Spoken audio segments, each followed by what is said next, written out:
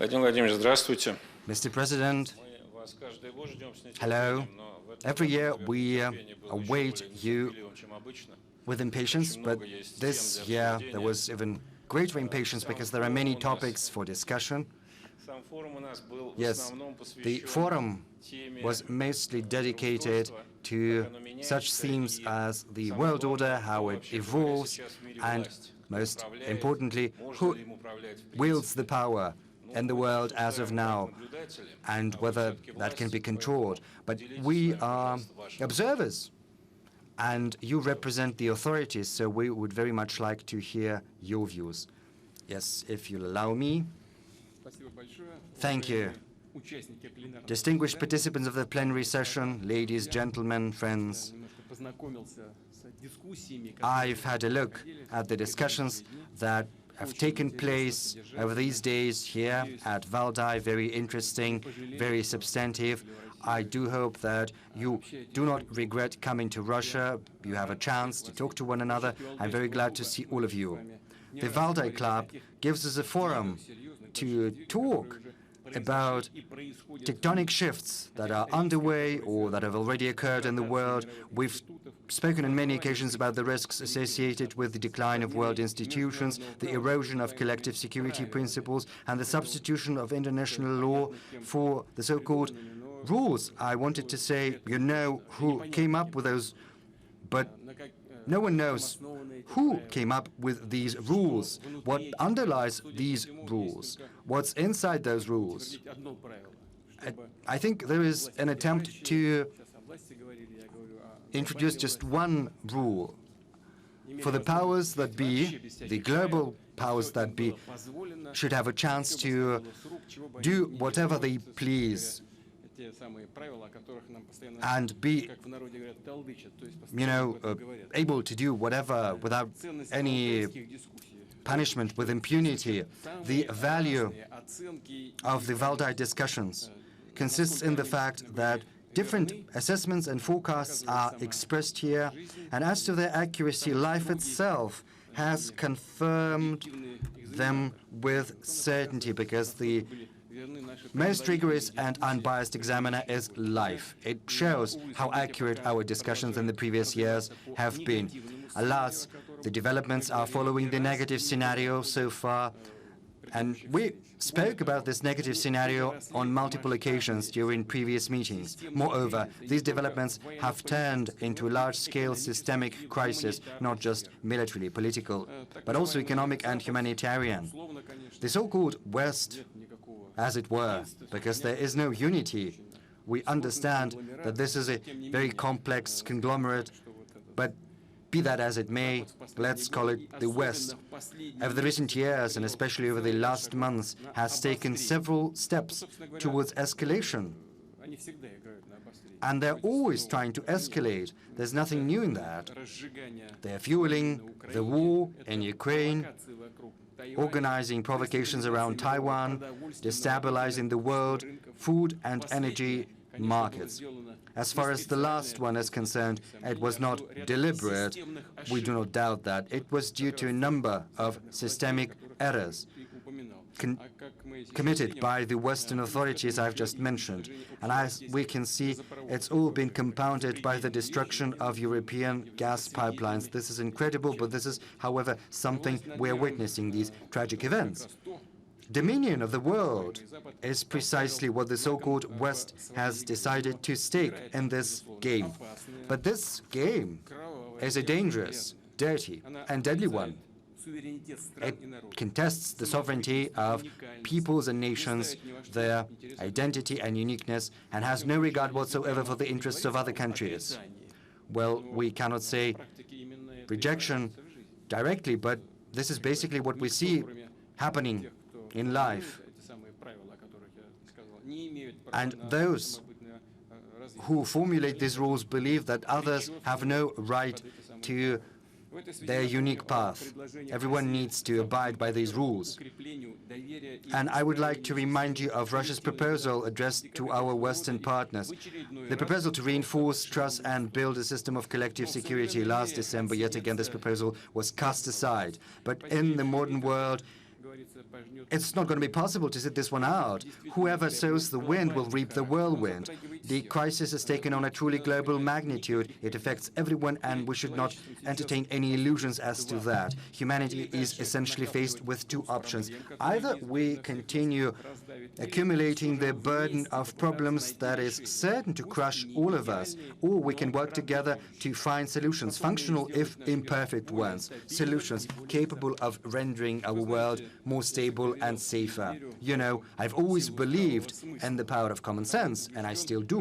And that is why I'm convinced that sooner or later, both the new centers of a multipolar world and the West will have to embark upon an equal dialogue about our shared future. And the sooner that happens, the better, naturally. And in that regard, I would like to share with you some emphases which we find very important. The developments of today have relegated to the background environmental issues. As surprising as that may be, this is something I'd like to start with. And climate change is no longer in the headlines, but far from disappearing, these fundamental challenges are only growing worse. One of the most dangerous consequences of the environmental imbalance is a reduction in natural biological diversity. And right now I'd like to move to the topic we've all gathered for. Is other kind of diversity any less important? I refer to cultural, social, political, and civilizational diversity. At the same time, simplification, erasure of all differences, well, this is all but the essence of the modern world. But what is behind this simplification? First and foremost, it's the depletion of the West's creative potential and its desire to contain and to inhibit free development of other civilizations. There's also a direct self-serving interest hiding there. By imposing their values, consumer models, they seek to standardize these models. Our opponents, let me put it mildly, are trying to expand their markets for their products. So, you know, it's all very simple. And it's no coincidence that the West says that it's its culture and its world view that should be recognized as universal. They are not saying that outright, but this is how they behave. And they insist through their policies on everyone accepting these values unconditionally. Let me quote from Alexander Solzhenitsyn's famous Harvard address. Back in 1978, he said that the West, let me quote, has a blindness of superiority that continues. And this is what happens, and upholds the belief that the vast regions everywhere on our planet should develop and mature to the level of present-day Western systems. It was back in 1978. Nothing has changed since then. Over the last 50 years or so, this blindness Solzhenitsyn spoke of, by its nature, it's racist and neo-colonial, and it has taken on an unsightly form once the so-called unipolar world was established. But what can I say in response? Belief in one's own infallibility is a dangerous state, because it's but one step away from a desire by those who deem themselves infallible to destroy, obliterate those they do not like, as they say, to cancel thee. Let's think about the sense of this world, the meaning of it, even at the height of the Cold War, when the confrontation of systems, ideologies, and military machines where opposition was in full swing. It never occurred to anyone to reject, deny the very existence of culture, art, and science of your opponent. Yes, there were several restrictions with regard to educational, scientific, cultural, and regrettably sports relations. But be that as it may, both Soviet and American leaders of those days had an understanding that humanitarian field is very delicate. You've got to study your opponent and have respect for him, and sometimes even learn from him, to preserve a foundation for healthy, constructive relations for the future. But what is happening now? Back in their days, Nazis went as far as to burn books. Right now, the Western champions of liberalism and progress have slipped into banning Dostoevsky and Tchaikovsky. The so-called cancel culture is basically a cancellation of culture that annihilates everything that is alive and creative. It stunts the growth of free thought in economy, politics, and culture. The very liberal ideology itself has today changed beyond recognition. In the very beginning, classical liberalism interpreted the freedom of each and every person as the freedom to say what you want, do what you want. But in the 20th century, liberals started to proclaim that the so-called open society has enemies. Well, it turns out open society has enemies. And the freedom of these enemies could and should be restricted, if not abolished altogether. And right now, they've reached an absurd situation when any alternative point of view is declared to be a subversive propaganda and a threat to democracy. Whatever comes from Russia, well, it's all the Kremlin's doing, but they should look at themselves first. Are we all powerful? If we see any criticism with regard to our opponents, why is it seen as the Kremlin's doing? They should, think harder. They have to present more conceptually their point of view. They cannot simply shift the blame on the Kremlin's intrigues. And all of this was prophetically described back in the 19th century by Fyodor Dostoevsky. One of the characters of his novel, The Possessed, Shigurov, a nihilist, describes the bright future he devised. I quote, "Starting from unlimited freedom, I arrive at unlimited despotism." And our Western partners have arrived precisely at this point. And it's echoed by another character of the novel, Pyotr Verkovensky, who says that what we need is universal betrayal, spying, and snitching. He says that society does not need talents nor superior capabilities. He says Cicero will have its tongue cut out, Copernicus will have his eyes put out, Shakespeare will be stoned. And this is what our Western opponents have come to. What is it if not the current Western cancel culture? Because it was a great thinker, and I'm truly thankful to my assistants who've found these quotes. What can I say in response? History will set everything right, and it's not going to cancel the greatest universally recognized geniuses of the world culture. It's going to cancel those who presently have decided that they can do with the world culture as they please for some reason. And as they say, these people have an incredibly high opinion of themselves, but several years will pass and no one will remember their names, but everyone will remember Dostoevsky and Tchaikovsky and Pushkin, whatever anyone says. Standardization, financial, technological monopoly, erasure of all and every difference. This has been the foundation of the Western globalizational model, whose nature is neo-colonial, basically. And the task was clear: to reinforce absolute dominion of the West and the world economy and the world politics, to put to service natural, financial, intellectual, human, and economic capabilities of the whole planet, doing that under the guise of the so-called new global interdependence. Let me recall yet another Russian philosopher here, Alexander Zinoviev. We are going to celebrate his centenary in a couple of days, on October the 29th. More than 20 years ago, he said that for the Western civilization to survive at the level it had attained, it would need, I quote, all of the planet as its habitat. It would need all the resources of humanity, and this is what they laid their claim to. It's all true. And in this system, the West enjoys an inherent, incredible advantage because it came up with the principles and mechanisms of this system. The principles, Everyone is talking about what are these principles, a black hole, no one understands. But once globalization started to benefit not Western countries but other countries, I refer first and foremost to big nations of Asia, the West either revisited many of the rules or even abolished some of them.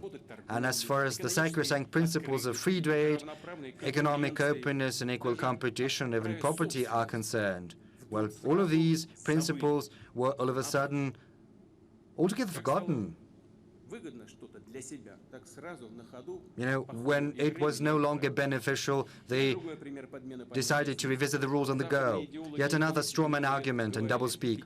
Western ideologues and politicians have long been telling the world there is no alternative to democracy. But in truth, what they meant was the Western, so-called liberal democratic model, whereas all other variants and forms of democracy were rejected by them with disdain and arrogance. You know, it's been characteristic of them since the colonial times because they think that everyone, you know, is just substandard, whereas only they belong to the elite. But right now, the absolute majority of the world community demands democracy in world affairs. They reject authoritarian diktat of certain countries or groups of countries. What is it if not direct application of democratic principles in interstate affairs? But what is the position of the so-called civilized West? If you are Democrats, then one would think you would welcome this natural desire, aspiration towards freedom of billions of people. But it's not the case. The West calls that the sabotage of liberal world order based on rules, and it resorts to economic and trade war sanctions, boycotts, color revolutions, and it hatches and conducts different kinds of coup d'etat. And, you know, they even say how much money they spend on the coup d'etat, the cheek of it. Well, what about Soleimani, who was taken out? You can think whatever you want about him, but it's an official, a dignitary. He was killed in the third country.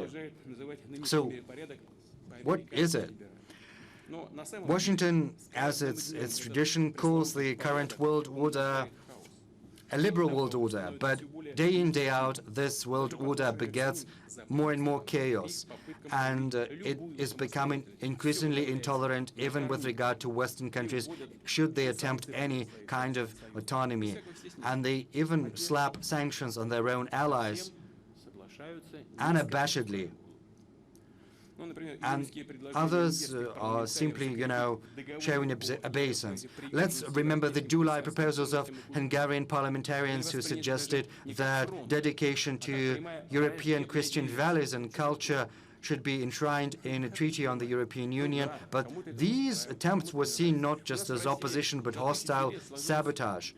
You know, someone likes them, some others. But we in Russia, over thousands of years, have seen a peaceful coexistence of different religions, but we do not require that they should be changed, neither Christian values, nor Muslim values, nor other religious values. We have to treat one another with respect. In a number of regions, and I know that firsthand, people go together to celebrate Christian and Buddhist and Muslim and Jewish holidays. Well, I think it's worth speaking about at least. This testifies to the ideological crisis of the neoliberal model of the world order. In the American fashion, they have no creative or positive agenda. They have nothing to offer to the world apart from retaining their domination.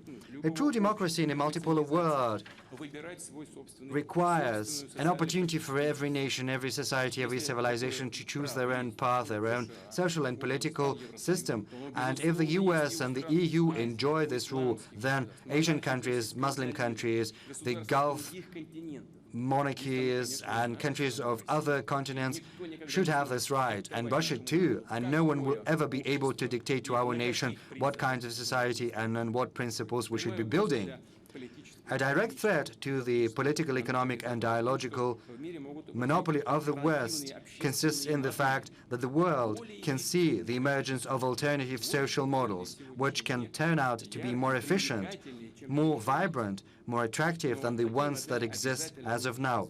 And these models will emerge and develop. This is inevitable. Incidentally, American political scientists, experts, are writing on the subject directly, but the powers that be do not listen to them. But they can't help seeing that these ideas are being expressed and voiced on the pages of political science journals and in discussions. This development should be based upon a dialogue of civilizations, with an emphasis on spiritual and moral values. Yes, different civilizations have a different understanding of a human being and his nature, but it's only at the surface, because all of them recognize the highmost value and spiritual nature of a human being. And the foundation is of paramount importance, the foundation upon which our shared future is going to be built. I would like to point out the following. Traditional values are not a fixed set of principles everyone must abide by, far be it from it. The difference from the so-called liberal values consists in the fact that all of them are unique because they stem from a tradition of concrete society, its culture and historical experience. This is why traditional values cannot be imposed on anyone. You need to simply have respect for them. Treat with care what has been devised over centuries by each and every people, each and every nation. This is our understanding of traditional values, and this approach is shared and accepted by the majority of humanity. It's only natural because traditional societies of the East, Latin America, Africa, and Eurasia form the backbone of world civilization. Respect for the unique characteristics of nations and civilizations, this is in the interest of each and everyone, because it even suits the interests of the West, because it loses its superiority, turning into a minority in the world arena. And of course, the right of this Western minority to its own unique culture, unique identity, should be guaranteed.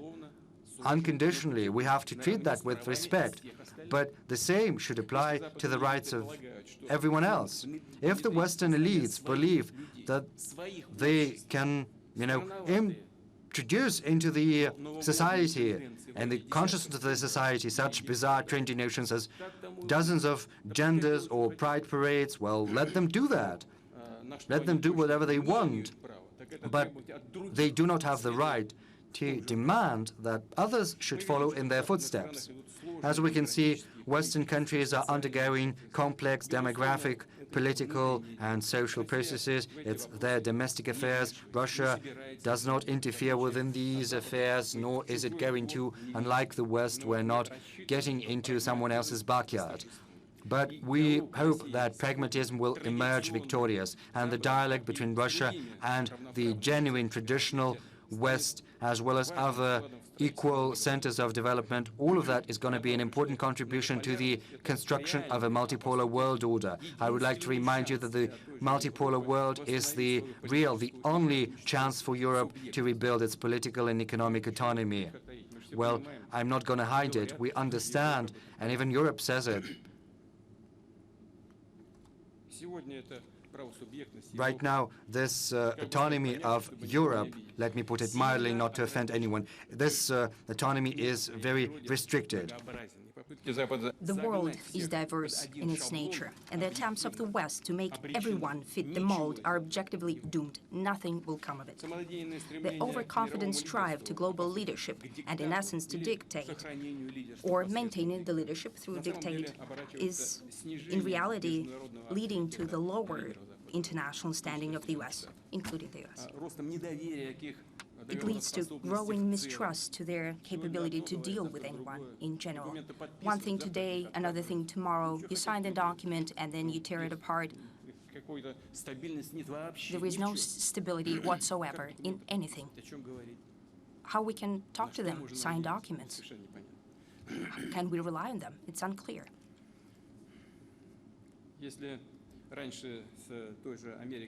Before, only some countries allowed themselves to argue with America, and that looked like almost scandalous.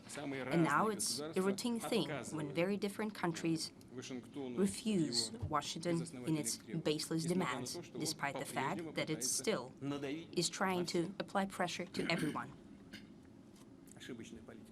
I think this is a very wrong policy. It's a road to nowhere. But let it be, it's their choice. I'm convinced that the people of the world would not disregard the policy of intimidation that has discredited itself. And every time the attempts to maintain its hegemony, the West will have to pay, and to pay a higher price each time. If I were a Western elite, I would seriously think about this future. Just like today, some political scientists and politicians are contemplating in the U.S. itself. In the current situation of harsh conflict, I'd like to say a matter of principle that Russia, being an independent and unique civilization, has never considered itself an enemy of the West. Americanophobia, Anglophobia, Francophobia, Germanophobia are just the same kind of racism as Russophobia and anti-Semitism, just like any other manifestation of xenophobia. We simply need to clearly understand, as I have said before, there are at least two types of West, maybe more. There is a West of traditional, primarily Christian values, freedom, patriotism, and rich culture, and now of Islamic values as well. A significant amount of population professes Islam, and this kind of West is close to us. We have common roots based in classical antiquity. But there is another kind of West, aggressive, cosmopolite, neo-colonial, being a weapon of neoliberal elites. And Russia, naturally, will never make peace with the dictate of this kind of West. In 2000, after I was elected the president, I remember fully well, and I'll always remember this. I remember what price we've paid for annihilating the terrorist den in the Northern Caucasus when the West has practically openly supported here. Grown-up people here, and you know what I'm talking about here. We all know that was the fact of life. It was financial, political, and information support that was rendered. We've all lived through that. Moreover, the West did not only actively support terrorists on the territory of Russia, but it has largely nurtured this threat. We knew that. Nevertheless, after the situation has stabilized, when main terrorist groups were decisively defeated, thanks to the courage of the Chechen people as well, we've made the decision not to look back, not to hold grudges, but rather to move forward and to build relations, including with those who basically worked against us. We decided to build relations with everyone who wanted to do that, based on mutual benefit and respect to each other. We thought it was in our common interest. Thank God, Russia has survived through all the hardships of that time. We persevered, we coped with domestic/external terrorism. We maintained our economy, and it continued to grow. Our military capacity increased. We're trying to build relations with the leading countries of the West, with NATO as well. We had one message. Let's stop being an enemy to each other. Let's live in harmony.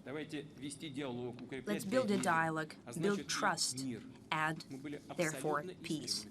In that, we were absolutely sincere. I'd like to highlight that. We understood clearly how complex such rapprochement would be. We still did it. But what did we get in return? In a nutshell, it was basically a no on all main dimensions of possible cooperation. What we got in return is permanent pressure on us and creating hotbeds of tension at our borders. And if I may ask, what was the goal of that pressure? What was the goal? Just to practice? Well, of course not. The goal was to make Russia more vulnerable and to turn Russia into a tool of achieving their own geopolitical goals. That's it. That's the rule of the thumb. Everyone is turned into a tool, and to use these tools to their own ends. And those who do not obey to this pressure, who doesn't want to be a tool, sanctions are introduced against them. Economic restrictions are introduced against them. Coup d'etats are being prepared and executed where possible, and so on. And in the end, if they do not succeed in anything, then the main goal is to eliminate, to wipe off the map.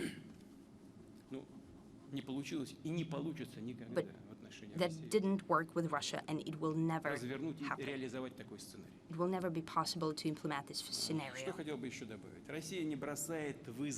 Russia does not challenge the elites of the West. Russia is simply standing up to its right to exist and to freely develop. We ourselves do not intend to become a new hegemon. Russia does not offer to substitute unipolar world with bipolar or tripolar world, domination of the West with domination of the East or North or South. That would lead to yet another dead end. And I would like to quote the words of a great Russian philosopher Nikolai Danilevsky, who believed, and I quote, that the progress is not everyone marching in the same direction as our opponents are trying to make us, but rather, well, the progress would soon cease in that case, says Danilevsky. But the idea of the progress is to walk and explore the whole field of historically human domain in all directions. And he adds, not a single one civilization can be proud of presenting the apex of development. End of quote. I'm convinced that dictatorship can only be countered through the freedom of development of countries and nations, identity loss countered through the love to human being as a creator. The primitive simplification and bans can be countered through the flourishing complexity of cultures and tradition. The main idea of today's point in time is that all civilizations, states, and their integration associations indeed have opened all paths to pave their own democratic and original path. Primarily, we believe that the new world order should be based on law and justice. It should be free, fair, and unique. The world economy and trade should become more fair and open. Russia believes that it is unavoidable that the new international financial platforms will take shape, also for international payments. Such platforms should be outside of any national jurisdiction. They should be safe, depoliticized, automatic, and they should not depend on one single governance center. Is it possible? Yes. It would require a lot of effort and joining efforts of many countries, but it is possible. And that would rule out possible abuse in new global financial infrastructure that would allow to effectively, beneficially, and safely and securely do without dollar and other so-called reserve currencies in international payments. The most so since the West has discredited the Institute of International Reserves using dollar as a weapon. First, they were depreciated through inflation in dollar and eurozone, and later they have effectively pocketed our assets snippety-snap. Transition to payments in national currencies will gain momentum, unavoidably. Naturally, that will depend on the state of the economies of the emitting countries and so on. But still, these payments will become predominant. That is the logic of sovereign economy and financial policy in the multipolar world. Moving on. Today, new centers for global development already possess unique technology and scientific developments in very diverse spheres. And in many dimensions, they can successfully compete with the Western transnational companies.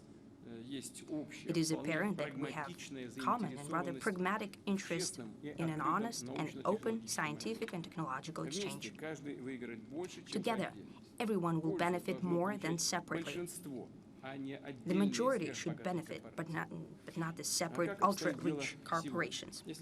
What's happening today? If the West is selling medicine or seeding material to other countries, then they give the order to kill off national pharmaceutical and selection industry.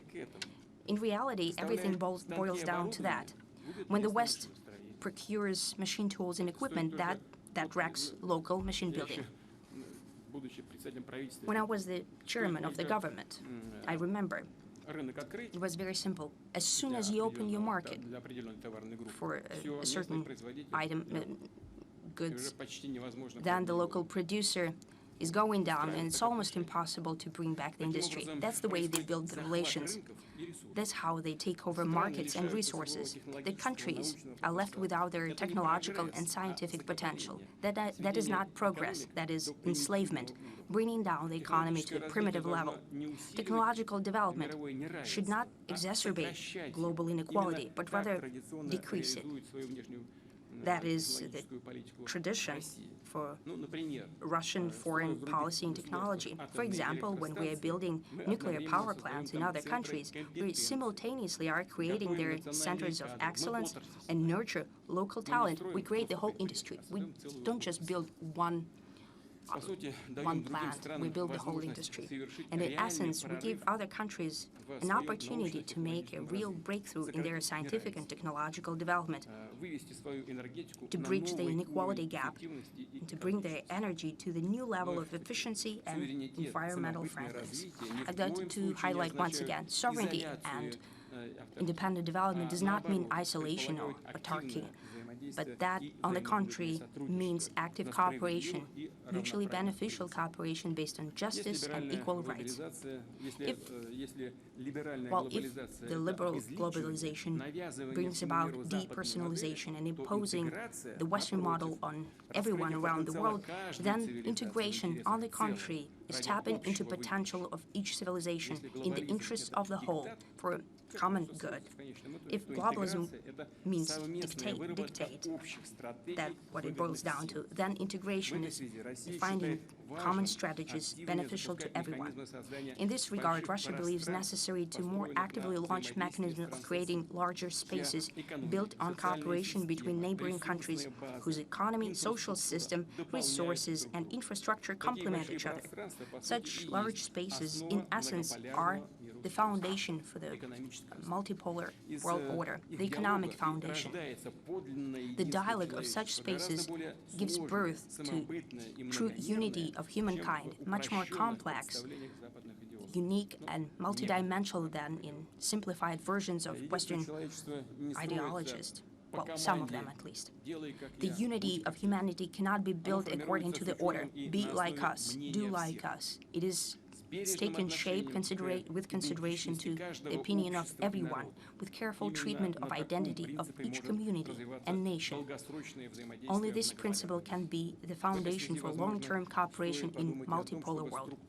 In this regard, maybe we should think about the structure of the United Nations, including its Security Council,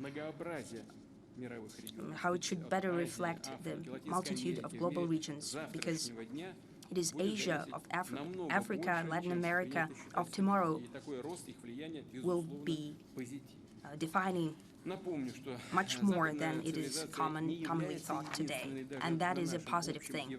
I'd like to remind you that the Western civilization is not the only one in our common Eurasian space. Moreover, the majority of the population is situated in the east of Eurasia, which was the cradle of the ancient civilization of humanity. The value and significance of Eurasia is that this continent is a self-reliant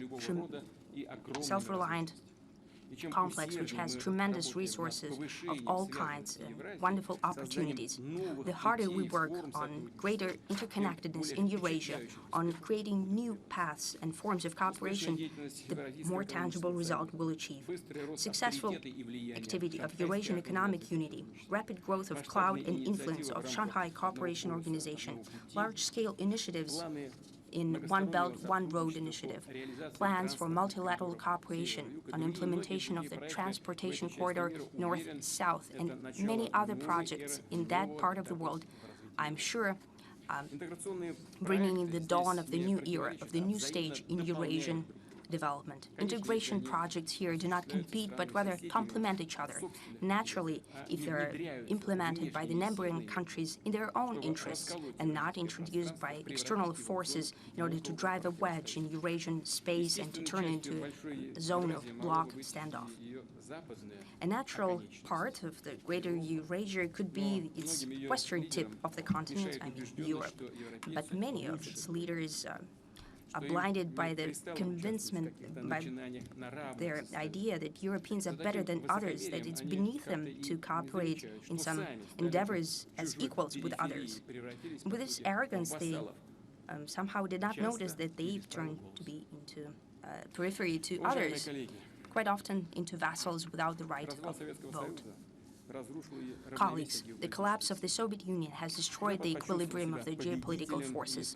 The West has felt that it's the winner and has proclaimed a unipolar world order, where only its will, its culture, and its interest had the right to exist.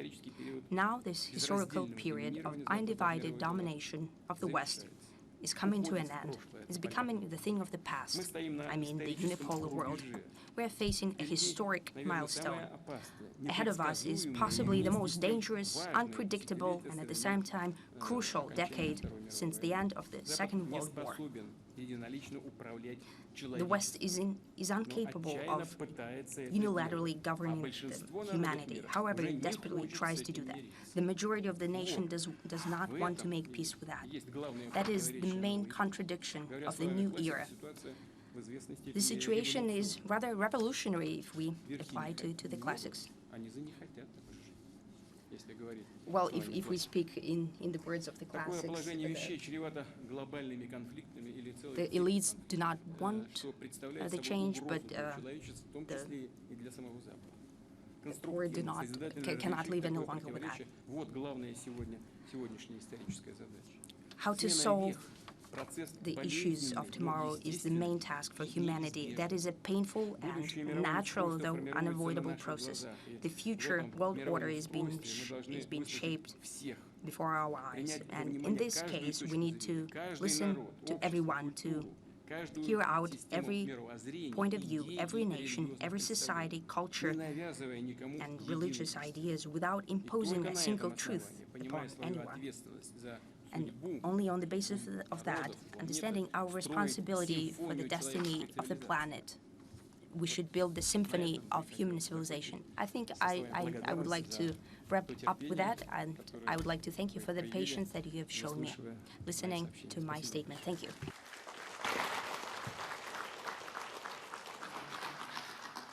Thank you, Mr. President, for this all-encompassing address.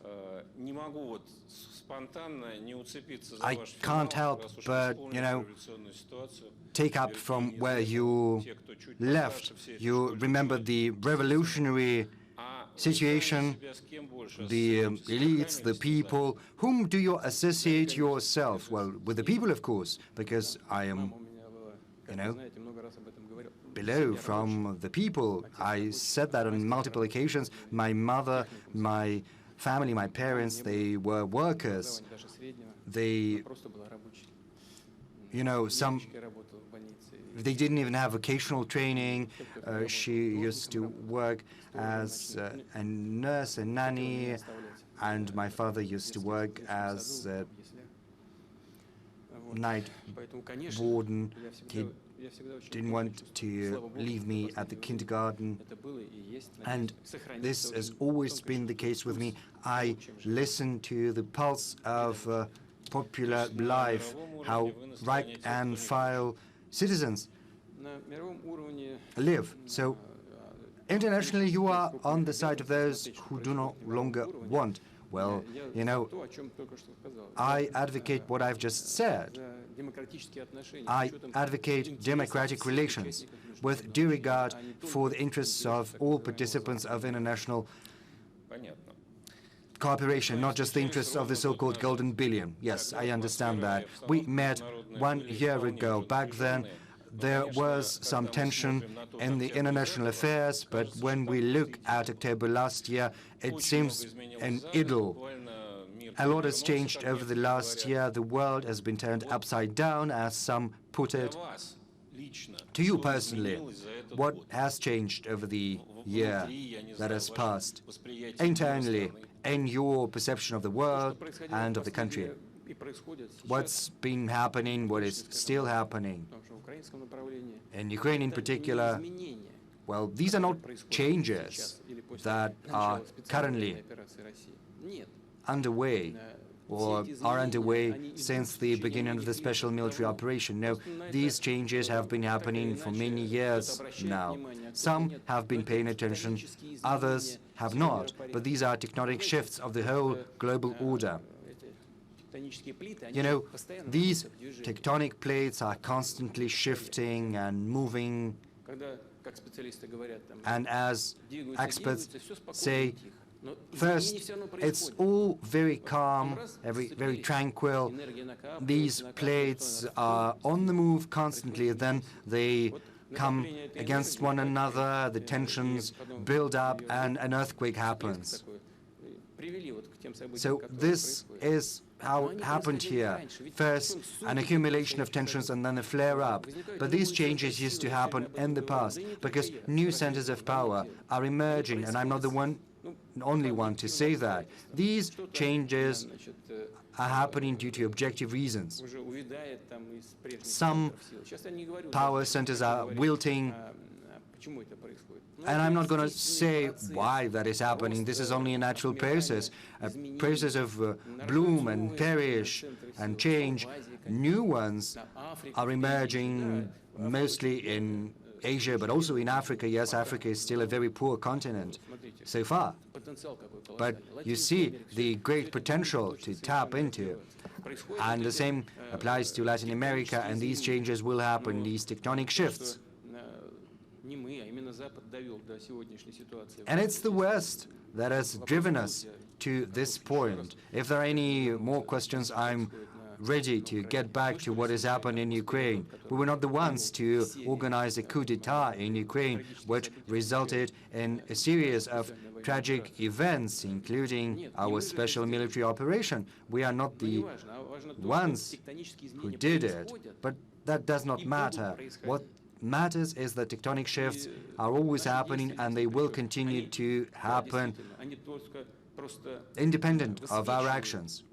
Our actions are simply highlighting more vibrantly what's happening, and they can push forward a little bit these processes that accelerate as compared to how they were unfolding before. But on the whole, these processes are inexorable and inevitable, and they would have happened regardless of how Russia could have acted in Ukraine.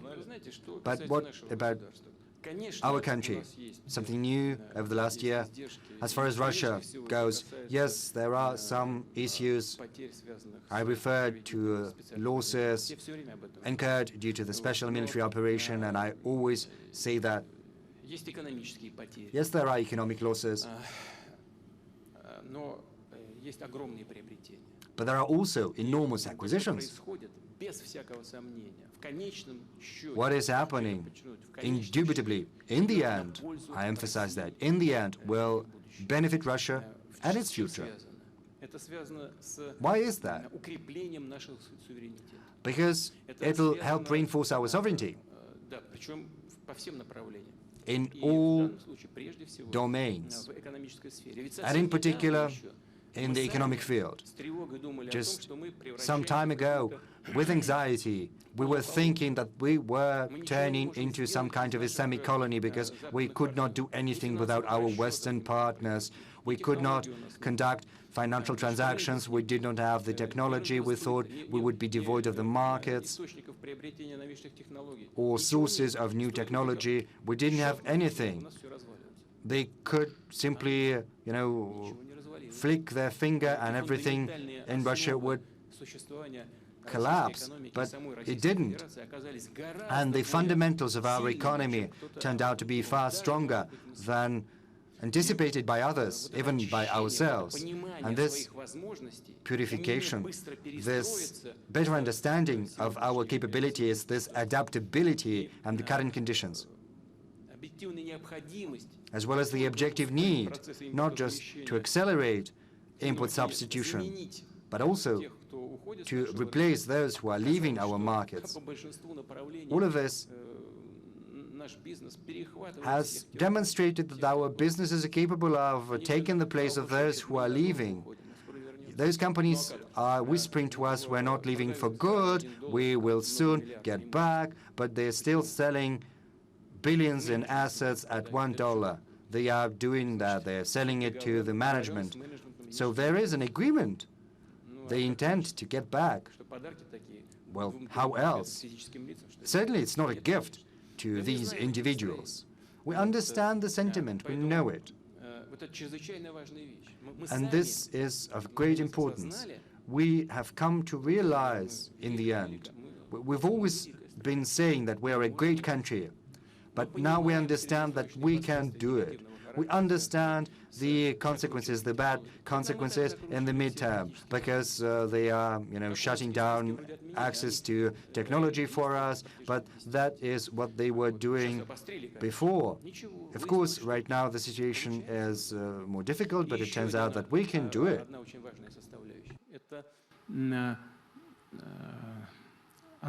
Another important component, a spiritual one, probably the most important one.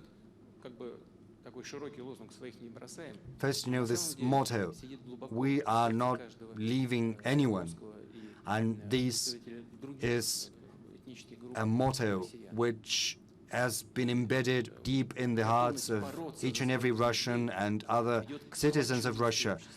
The willingness to fight for our people leads to greater unity in society, and this has always been our country's strong suit. We've confirmed it and reinforced it.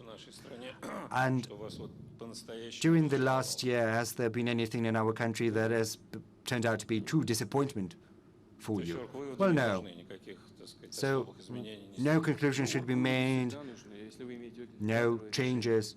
Well, these conclusions, we need them all the time, organizational conclusions, especially human personnel, human resources. We have to think about training new specialists, new workers. We need to find new people who are capable of working at a better level than the previous generation. But I cannot say that there is anyone who turned out to be disappointing to me that I have to, let someone go. Very good. Thank you. Mr. President, in February, you took the decision to launch a special military operation. It came as a surprise to all, especially to the majority of Russian citizens. On many occasions, you've given an explanation of the rationale as well as the causes, but still, this is a decision of such magnitude which cannot be taken without a special impetus, a special nudge. What did happen before this decision was taken? I said that on multiple occasions. I do not think I am going to say anything new, especially in this room, in this audience. I'm not going once again to talk about the NATO expansion, which was absolutely unacceptable. Everyone knew that. Simply ignoring outright our interests in the field of security. And in the end of last year, yet another attempt we made with our proposals. It was cast aside. They said, just, I'm not gonna say the words, but it was ignored, our proposal. With the support of their Western patrons, Kiev authorities publicly refused to abide by the Minsk agreements. The leader said that they didn't like one point of the Minsk agreements. He said that publicly. Other high officials said that they were not going to stick to the Minsk agreements. The previous president said that he did sign the Minsk agreements, but he assumed that they would never be implemented. What else is there to say? If you need to embed something into the consciousness of millions with internet, with the media, this is one thing. And another thing is real politics, because there are some things that are happening and that are not being seen by people.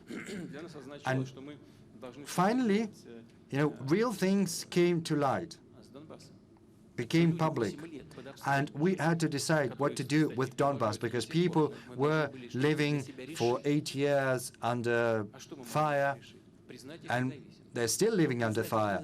We had to make a decision nonetheless, recognize their independence. But simply recognizing their independence and leaving them to their own devices, that was unacceptable.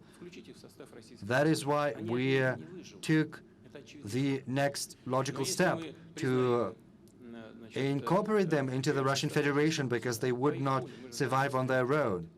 They expressed their will, we know their sentiment,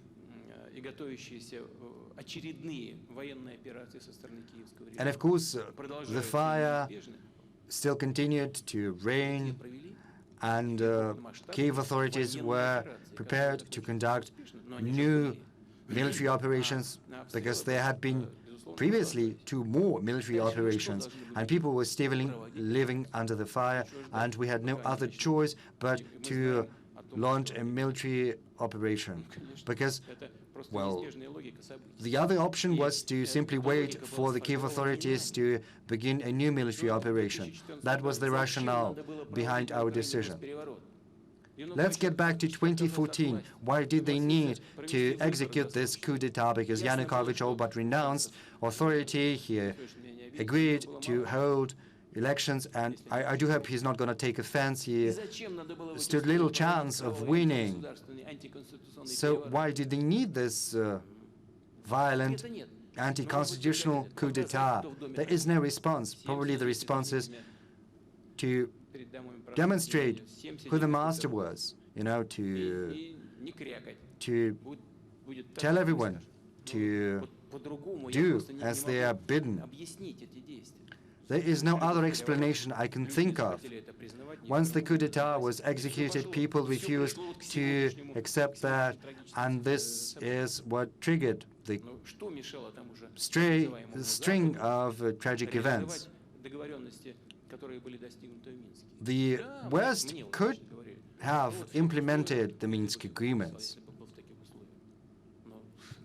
Well, they're telling me that if I had been in the shoes of the then Kiev authorities, I would have signed these agreements as well. But they did sign them. And the heads of those unrecognized People's Republics also put their signatures to the document. One of them was later assassinated. So all of these actions resulted in the current tragic events. That's it. Do you have this sentiment that society has, that the enemy has been underestimated? Well, you know what the thing is? We saw what had been happening. 8 years they had been building fortifications in the Donbass, very strong fortifications. Secondly, we understood full well that this process would continue. And the further it went, the more dangerous it would have been for us, and the greater our losses would have been. And this is why we did it. And NATO was expanding its military presence in Ukraine, and these fortifications would have popped up not just along the line of contact. They would have popped up in different areas as well.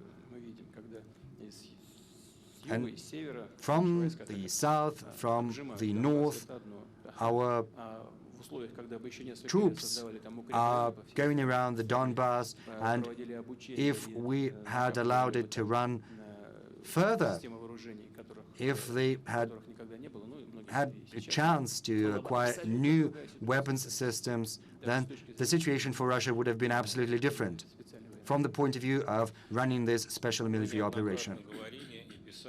On multiple occasions, you said and you wrote in your article that we are one nation.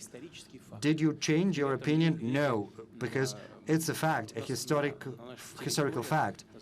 In the 9th century, these territories saw the birth of Russian statehood, first in Novgorod, then in Kiev, and then they joined together. It was one nation that spoke one language, ancient Russian, Old Russian, and the changes in the language started to happen only in the 14th century, in the 15th century, due to the Polish influence, because the western parts of the Russian state ended up in a different country, and hence the changes in the language.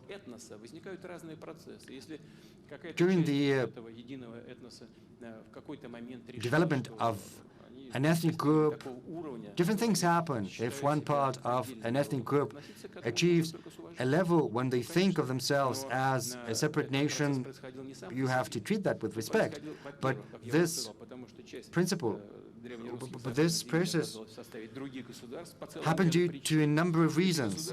Some territories of Russia ended up in other countries, and these countries were pursuing their own interests. In Poland, these Russian territories were being Polonized, and heavy influence was exercised on the Russian language. You can look up the documents in the archive, and you can see letters to Warsaw, to Moscow, saying we are Russian Orthodox people, are asking Moscow, and so on and so forth. They asked Moscow to take them in the country, and they asked Poland to respect their tradition and their customs. And that is what they wrote. They wrote, we are Russian Orthodox people. Yes, afterwards, different processes started to happen. Then an enormous Russian Empire was born. European countries tried to set up, and they did, a certain barrier around the Russian Empire. You know, this principle that goes back to the classical antiquity, divide and conquer. And that is when these attempts started to happen, to divide and conquer the Russian nation. This happened in the 19th century, and then it was growing in magnitude, and it was supported by the West.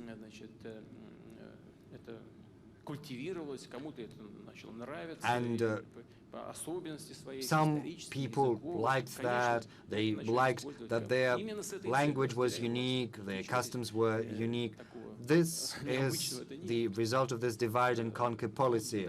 There's nothing surprising in that. Yes, they did achieve their goals, certain goals, and then it led to collaboration with Hitler during the Second World War, when Ukrainian collaborationists were used in actions aimed at eliminating Russians, Poles, Belarusians. It is a historical fact, well known. The most violent, terrible affairs were given to Bandera followers. This is part of our history. But basically, Russian and Ukrainians Russians and Ukrainians are one nation. This is historical fact. So it's a civil war to a certain extent. Yes, to a certain extent, we ended up in different countries, regrettably, due to a number of reasons. First and foremost, because when the Soviet Union was created after the breakdown of the Russian Empire, and I wrote it multiple times in my articles, the Bolshevik leadership made the decision to pacify the nationalist sentiment who were originally from the Ukraine and to give them originally Russian territories without asking the population who were living in those territories. They gave the Black Sea region and Donbass over. First Donbass was given to Russia, then the delegation from the Ukraine came over. They came to speak to Vladimir Lenin. He invited the representatives from Donbass and said that we need to redecide. So they redecided and they gave Donbass to Ukraine. In that sense, the Ukraine was sort of an artificial state that came together. After the Second World War, and it's a historic fact, Stalin gave over a number of Hungarian, Polish, and Romanian territories to Ukraine, taking away their territories from the countries. The Polish people who did not take part in the Hitler coalition took over some of the East German territories. That is how the modern Ukraine came to life. What I'm thinking right now, and it just came to my mind, the only true guarantor of the Ukrainian statehood, sovereignty, and territorial integrity could have been only Russia, which has indeed created the modern Ukraine. Well, if we talk about guarantees, I remember we spoke about that in the spring. Then it went off the radar. I think it's a rhetorical question, considering that there are hostilities and many things happen there. But both you and the Russian officials have said multiple times that the special military operation is going according to the plan. So what is the plan? The society does not really comprehend the plan. You know, initially, I said it right on the day of the beginning of the special military operation. The main thing is to help Donbass. I have already said that. If we acted differently, we could not place our armed forces around Donbass from two sides then, if we acted differently. The second thing, Luhansk People's Republic is fully liberated. The military action taking place around Donetsk Republic. When our troops came from the south and the north, and it became apparent that the people who live there on these traditionally, historically Russian territories see their common future with Russia, we couldn't help but respond.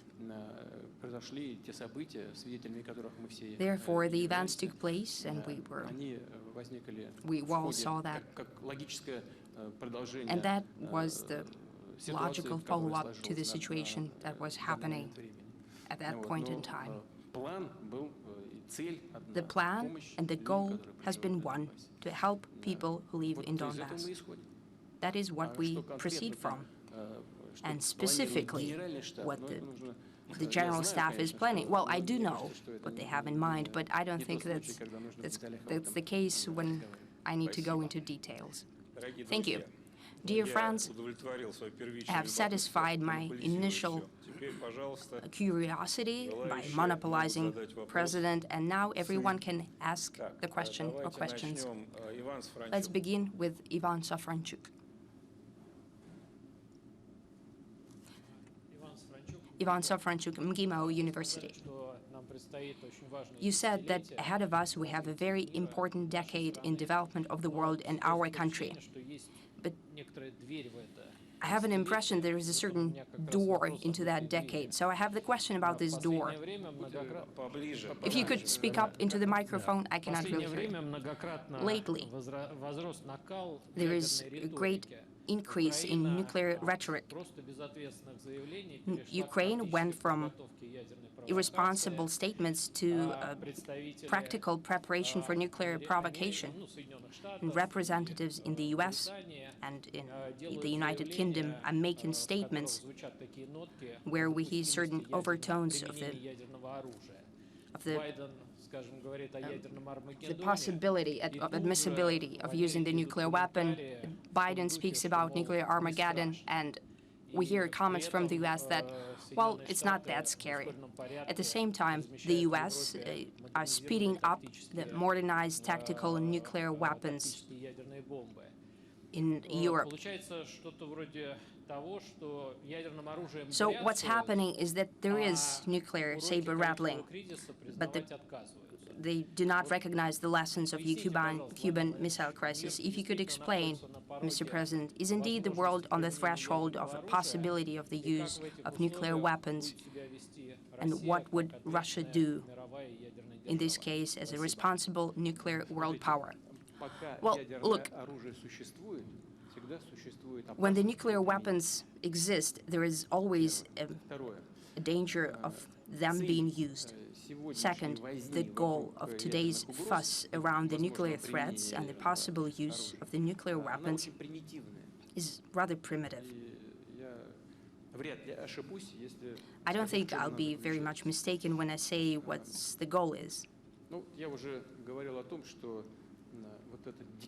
I've already mentioned the dictate of the Western countries and their attempt to apply pressure to all participants in the world arena, including the neutral or countries friendly to us, that all comes to a naught. They're looking for additional arguments to encourage and convince our friends or neutral states that they need to all together stand up to Russia.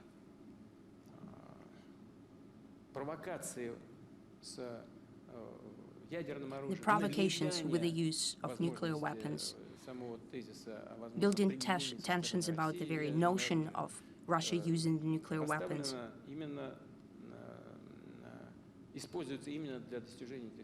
are being put to use to this end to have an impact on our allies and our friends and neutral states, and to tell them, look at who you're supporting. Russia is so scary. You shouldn't support it anymore. Don't cooperate with it. Don't buy anything from them. Don't sell anything to them. That is a very primitive goal. What's happening in reality?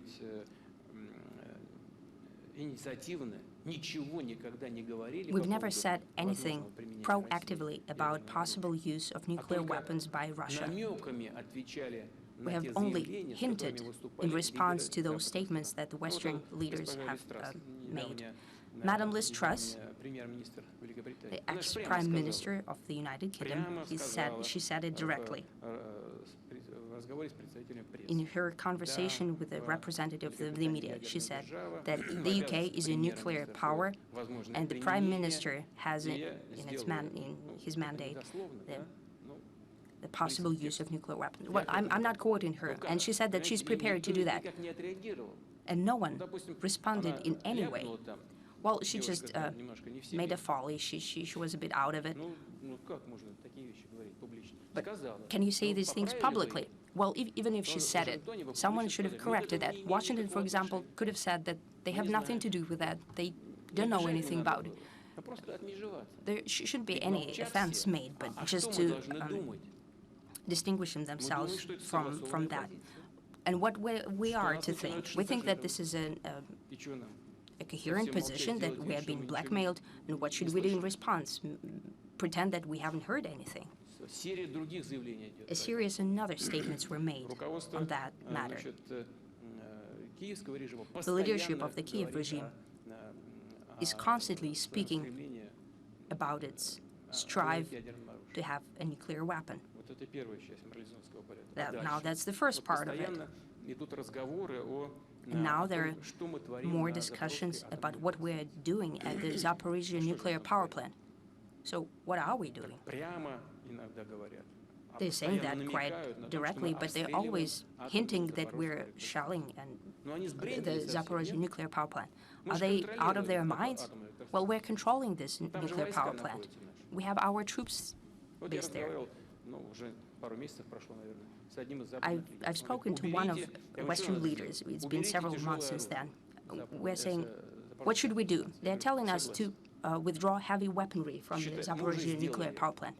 He said, consider that done. There are no heavy weapons there. Well, get rid of other weapons as well. Well, it's nonsense. You're laughing. It seems laughable. But I'm basically giving their statements verbatim. I said that you asked for representatives of IAEA to be based there. We have agreed to that. They are there. They even refuse to live in a hotel. They're living right on the territory of the nuclear power plant. And they can see with their own eyes who is shelling and where the projectiles are coming from. But no one is saying that Ukrainian troops are shelling the nuclear power plant. No one. However, they're building tension and building hype, accusing Russia. That's nonsense. It seems it should be nonsense, but that's really happening. I've also said it publicly already. I think there are 3 or 4 high-voltage transmission lines that have been downed by the Kiev regime around the Kursk nuclear power plant. Unfortunately, FSB didn't catch them, but I hope they will in the future. The sabotage was done. Well, they've done it. We informed all our Western partners. But silence is what we received in response. They did not respond in any way. So they're striving to have some kind of a nuclear incident, to lay the blame at the Russian door, and to start the new spiral of fighting against Russia, sanctions against Russia, and so on. I don't see any other point other than that. That is what's happening. Now, a new idea. We have published the intelligence data for a reason about an incident with a dirty bomb being prepared. We know where it is done, more or less. There is still some nuclear fuel that has been repurposed. The technologies that the Ukraine has allow them to do that. They've loaded up to Tochka-U missile, or they could blow up and say that Russia did that, that Russia has conducted a nuclear strike. But it doesn't make sense for us to do it, neither politically nor military. Still, it's been done. And I gave the instructions to Minister Shoigu to call all of his colleagues and to inform them about that. We cannot disregard such things. Now they say that IAEA wants to come over and to check the nuclear installations in the Ukraine. We are for it. It needs to be done as soon as possible, and the inspection should be as wide as possible, because we know that right now the Ukrainian authorities are trying to get rid of all the traces of their preparations. We know that. And now, as for, in the end, about use and non-use, the only country in the world that has used nuclear weapons against a non-nuclear state is the United States. They did it twice against Japan. What was the goal? There was no military purpose in that. It brought zero benefit militarily. It made no sense to use the weapon against Hiroshima and Nagasaki, against civilians, basically. Was there a territorial threat to territorial integrity of the U.S. or their sovereignty? No, of course not. There was no point militarily to do that.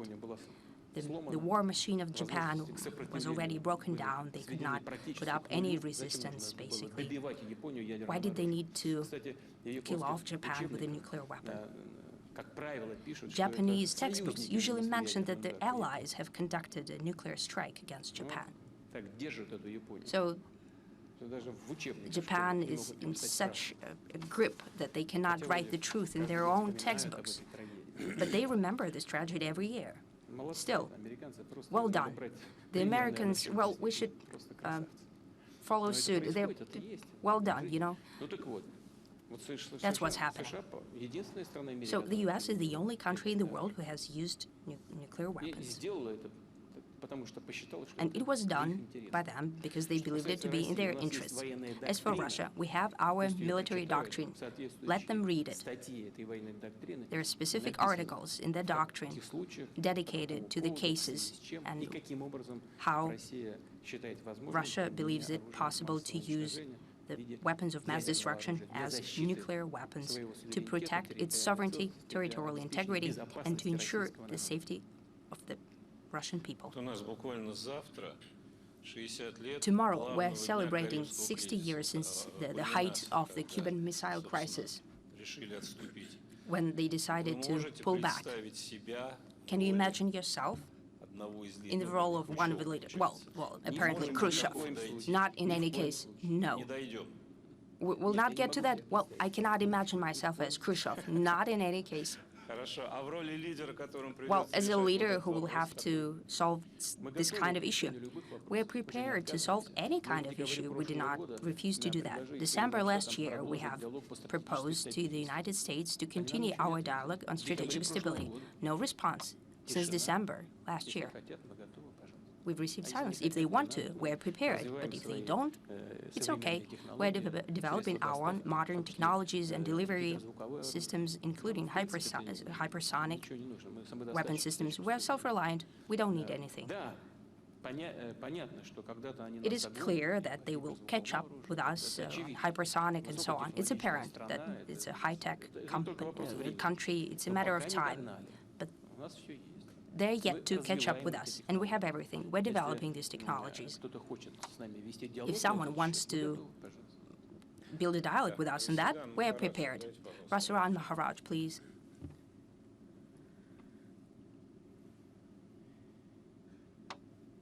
Thank you very much. You have answered a direct point that I raised earlier, but if I could expand upon what I'd asked. Escalating and accelerating crises continue to further reveal the precarity, the precarious position we are in and what our system currently is driving us towards. So unequal exchange continues, as you pointed out, inequitous distribution, especially of human capacity, capability, and competence, render future prospects of reconciliation and reform inside an unfair yet hegemonic system extremely bleak. Sanctions, fear of reprisals have rendered monetary sovereignty meaningless, especially with the weaponization of the payment system. In our contemporary conjuncture, what could then constitute a more democratic and workable alternative to the current international system of payments and settlements?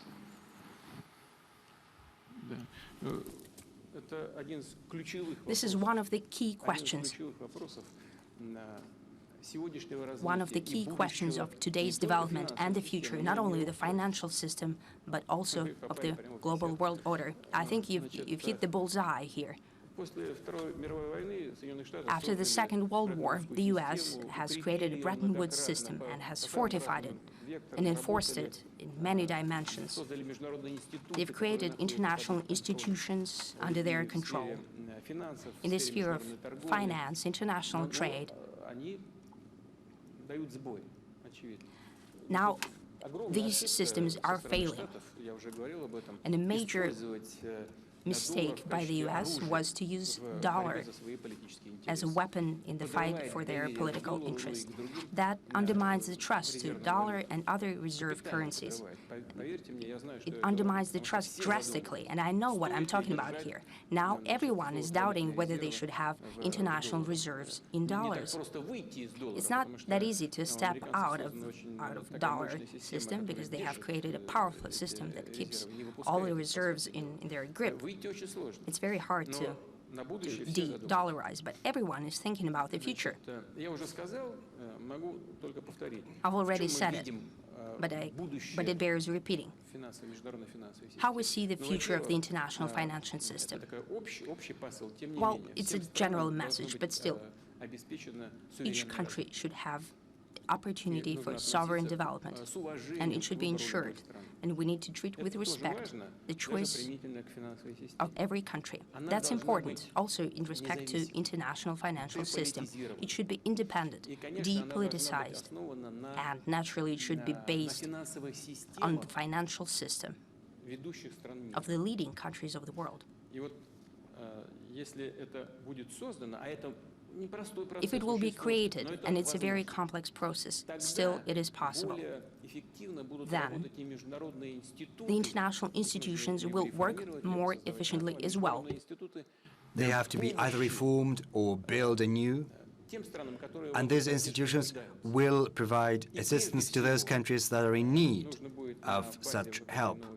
And first and foremost, this new financial system should be built and created in such a way that it transfers knowledge and technology. And if we do that, if we bring all these components together, then the very economic model and the financial system will meet the interests of the majority, not just the interests of the so-called golden billion, which we have been speaking about.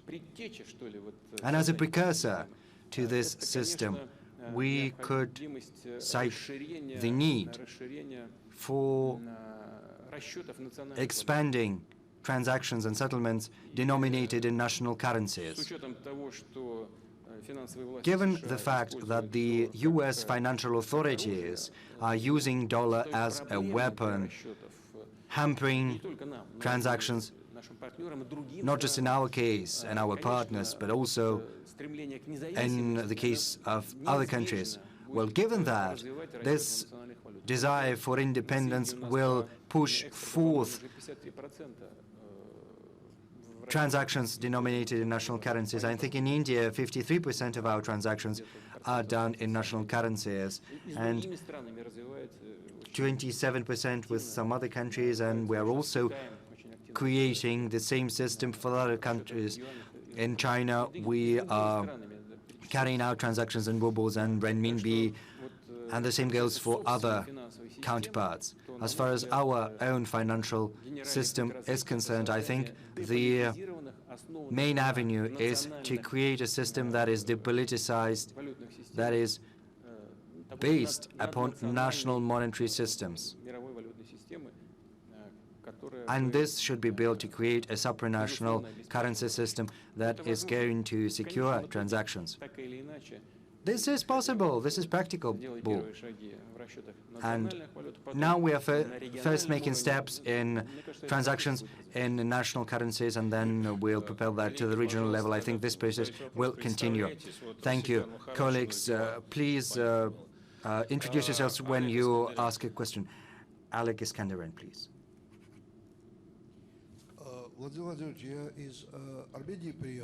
Mr. President, I have come from Armenia. My question is about my country and my region. Recently, we have been hearing an increasingly vibrant discussion about a treaty prepared between Armenia and Azerbaijan. And these discussions highlight that there are two competing projects: the Russian project with Russia as an intermediary, and the West project with the West. The situation is a risky one, and across the region the situation is volatile, teeming with risks. What does Russia think in that regard? How is Russia going to respond to this situation? What does Russia plan to do in this context in future? Thank you. Thank you. I don't know whether this was said publicly before. Maybe it was said, but be that as it may, I'm going to say that. Even if it was not said publicly, I do not think this is a secret. For many years, we've been engaged in dialogue with the Armenian side. We were proposing that the Nagorno-Karabakh issue should be settled in the following manner. Armenia was in control of 7 areas of Azerbaijan and Armenia said that they should be moving towards normalizing relations. There are two areas.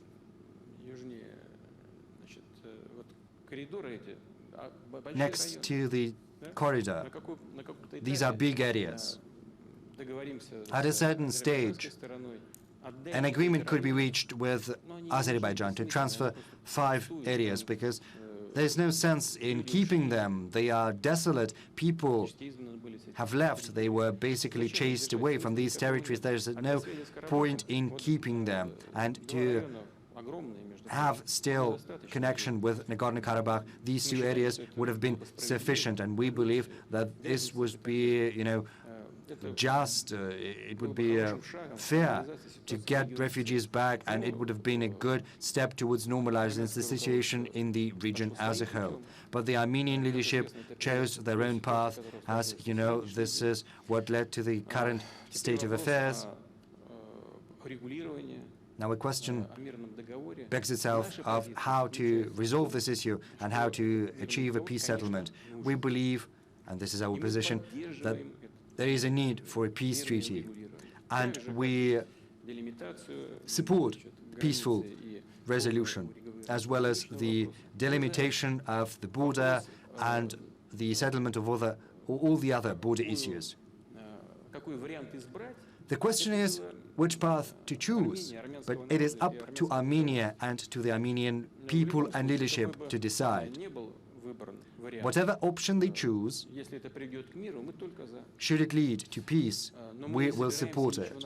But we are not going to impose anything.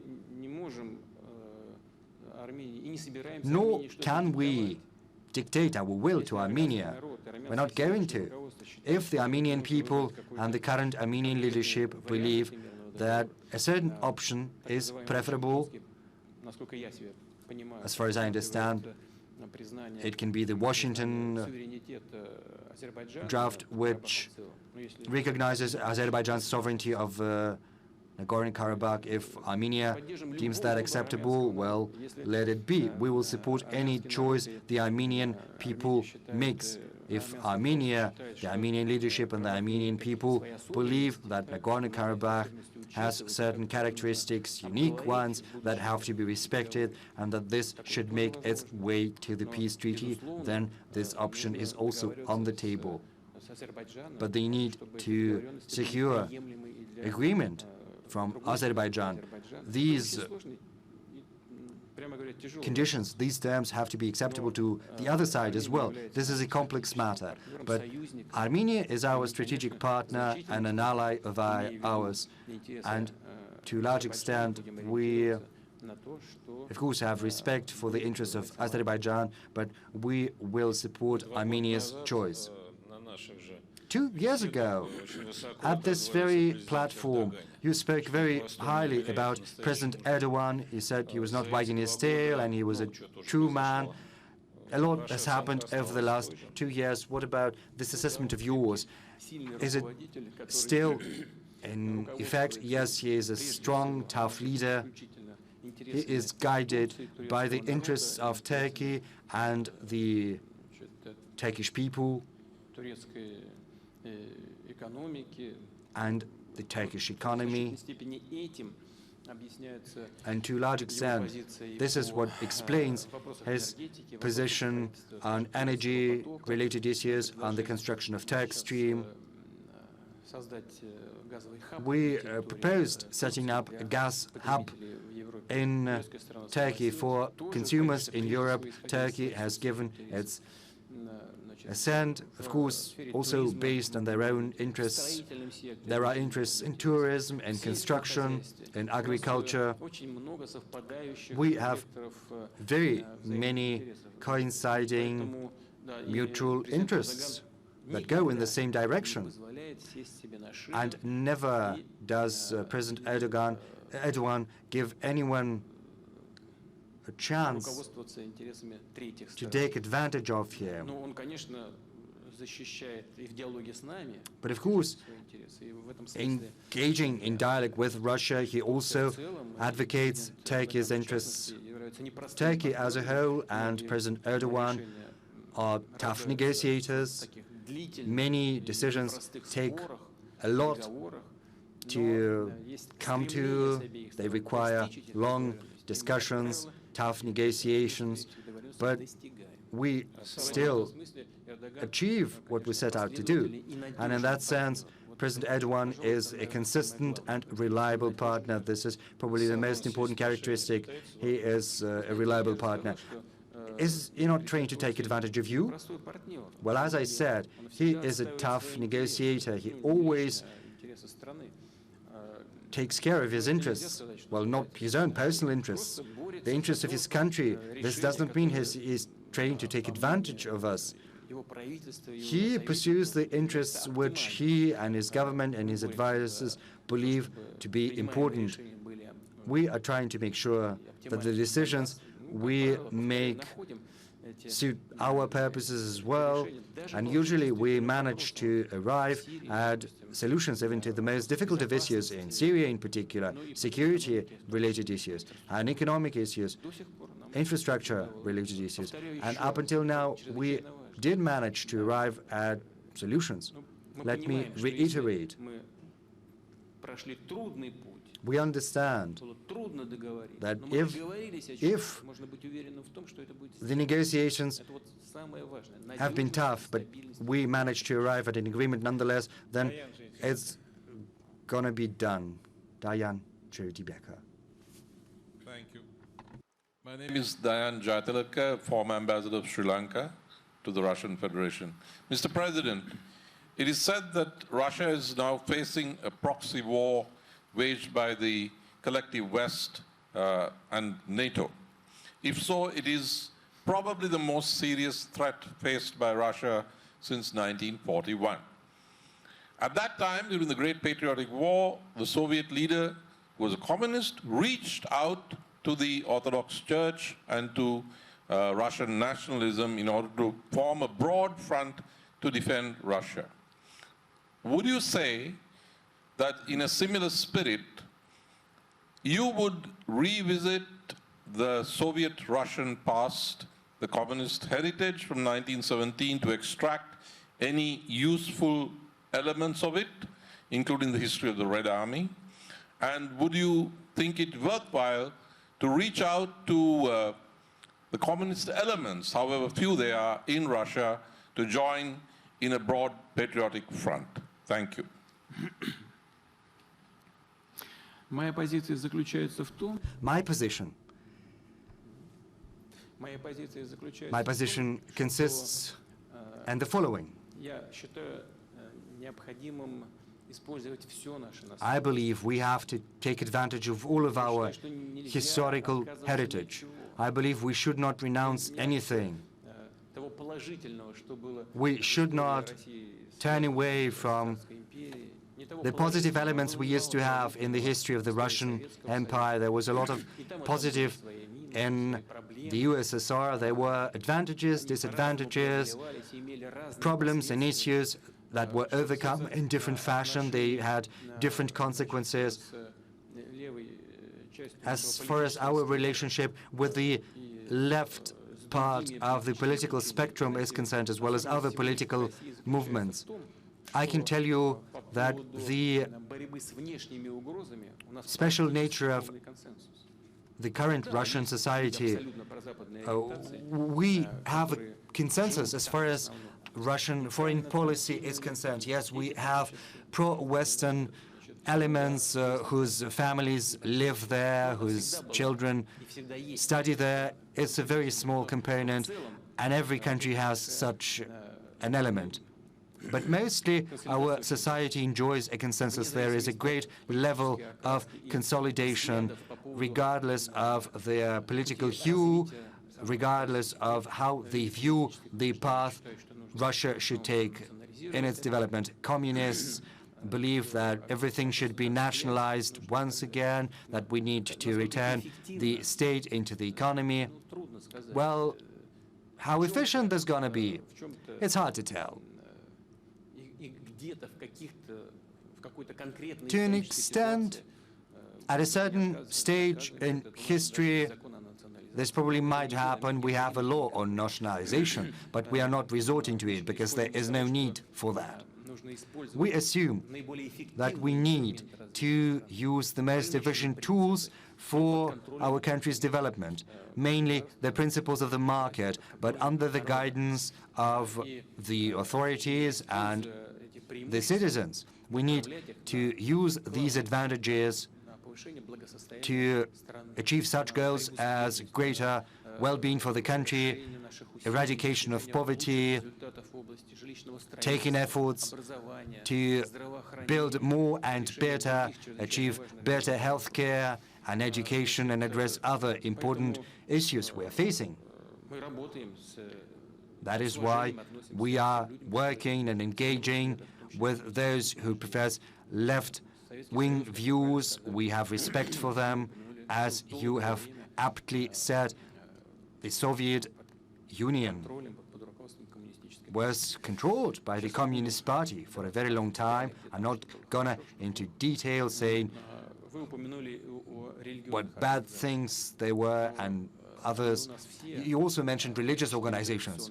We have 4 traditional religions in Russia. All of them are vastly patriotic. As far as the Russian Orthodox Church is concerned, throughout all of Russian history, it's been together with its faithful, with its believers and with its people. And the current stage is no exception. We have some characteristics, special characteristics right now with regard to our religions. We're not interfering in the internal life of our religions. We probably give them vaster freedoms than some countries that deem themselves to be democratic ones. We believe that we owe our religions a great debt because during the Soviet times their property was taken away from them, sold sometimes. It dealt a heavy blow to religious organizations, in particular to the Russian Orthodox Church. That is why we're trying to support all of our religious groups without, however, interfering in their internal affairs. I think it had never happened before. On the one hand, we sense this general patriotic sentiment. People are patriotic, they want our country to be stronger, our interests abroad be protected. At the same time, we provide full freedom to these organizations, to our citizens. This situation, I think, yields the results we seek. Very well. Kubat Rakimov, please. Kubat Rakimov, Kyrgyzstan.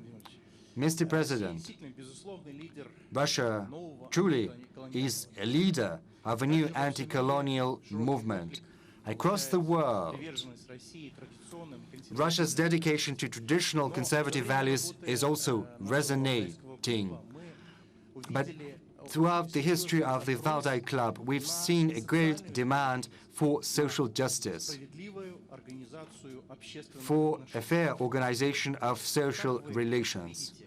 What is your view of this matter, and how can we serve you as experts of the Valdai Club? This is my first question. My second question is as follows. What do you think about the prospect of transferring the capital of Russia eastwards to the center of Russia, to the center of Eurasia, to be closer to the Shanghai Cooperation Organization? Thank you. As far as more just social order is concerned, as per our constitution, Russia is a social state, a social justice state. Everything we do, all our national goals are dedicated to addressing social tasks.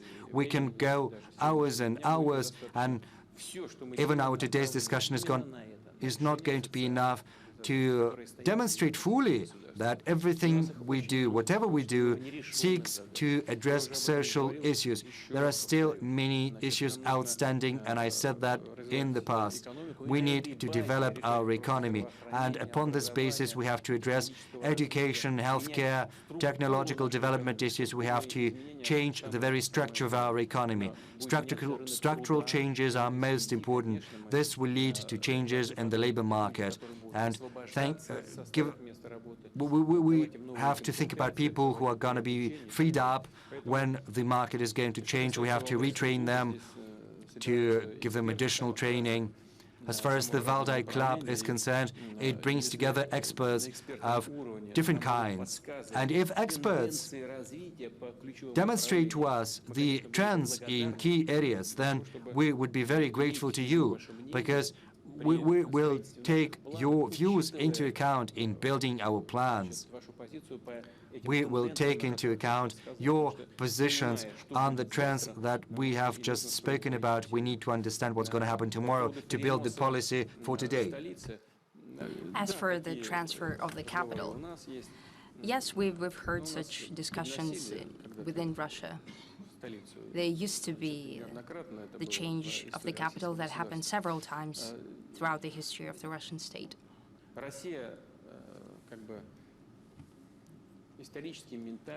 Historically and mentally, Russia has always been associated with Moscow. And I know that there are issues in the development of the capital as a tremendous city, as a megapolis, but I have to say that under the leadership of the current mayor, Mr. Sobyanin, has been solved much more efficiently than in other countries of the world and other megapolises. Yes, there are some issues that have to do with transportation and social infrastructure development. Still, over the past years, Mayor Sobyanin has done a lot for these issues to be curbed and to create the necessary conditions for the citizens of Moscow and everyone who comes over here to Moscow to work there or as a tourist, for them to feel comfortably in the capital. A lot has been done for the development of the city in the past years.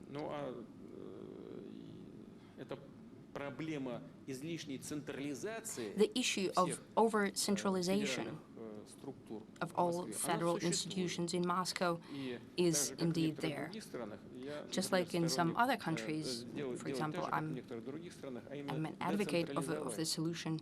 Just like in other countries, what they've done is they decentralized and they have transferred mandate and competences of the capital to other regions of the country. For example, we're creating a judicial center in St. Petersburg. The Constitutional Court has been transferred to St. Petersburg. We have specific plans for the Supreme Court.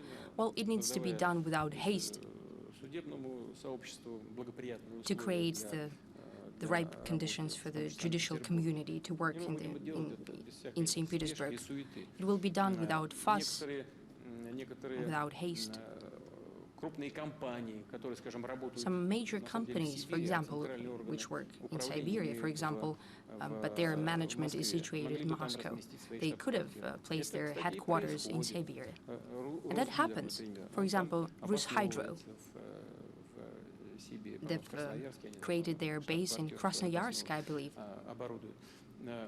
They're creating their HQ there, as well as some of the central authorities could be more decentralized around the territory of Russia. That will benefit the governance system and the regions where they will be situated. Thank you. Ivan Timofeyev.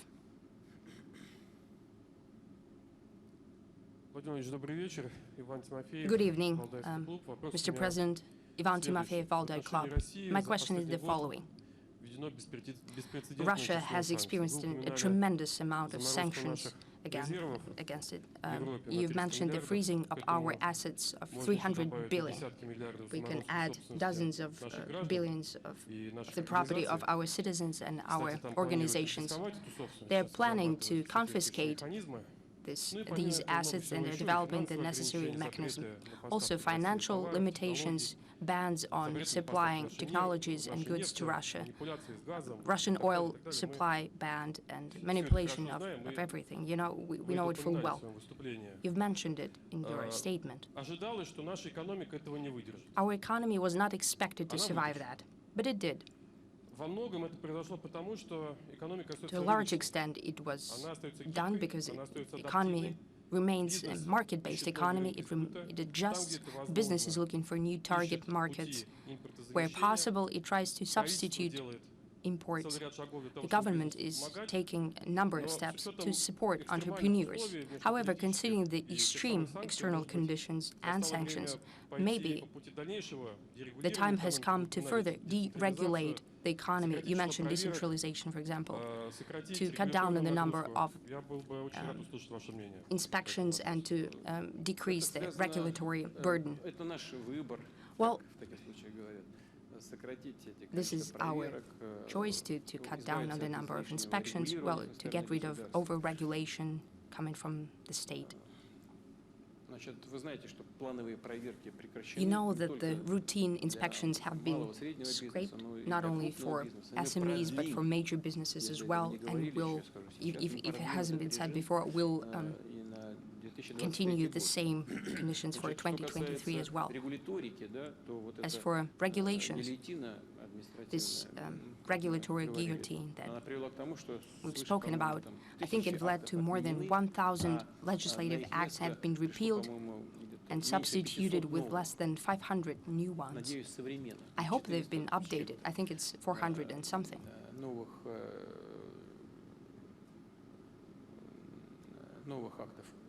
New regulation acts that regulate the economic activity.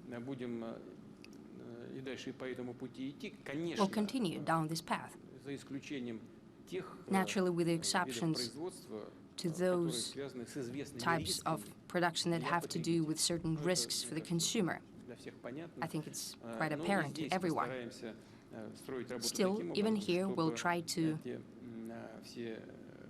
make it so that all these regulatory functions and inspections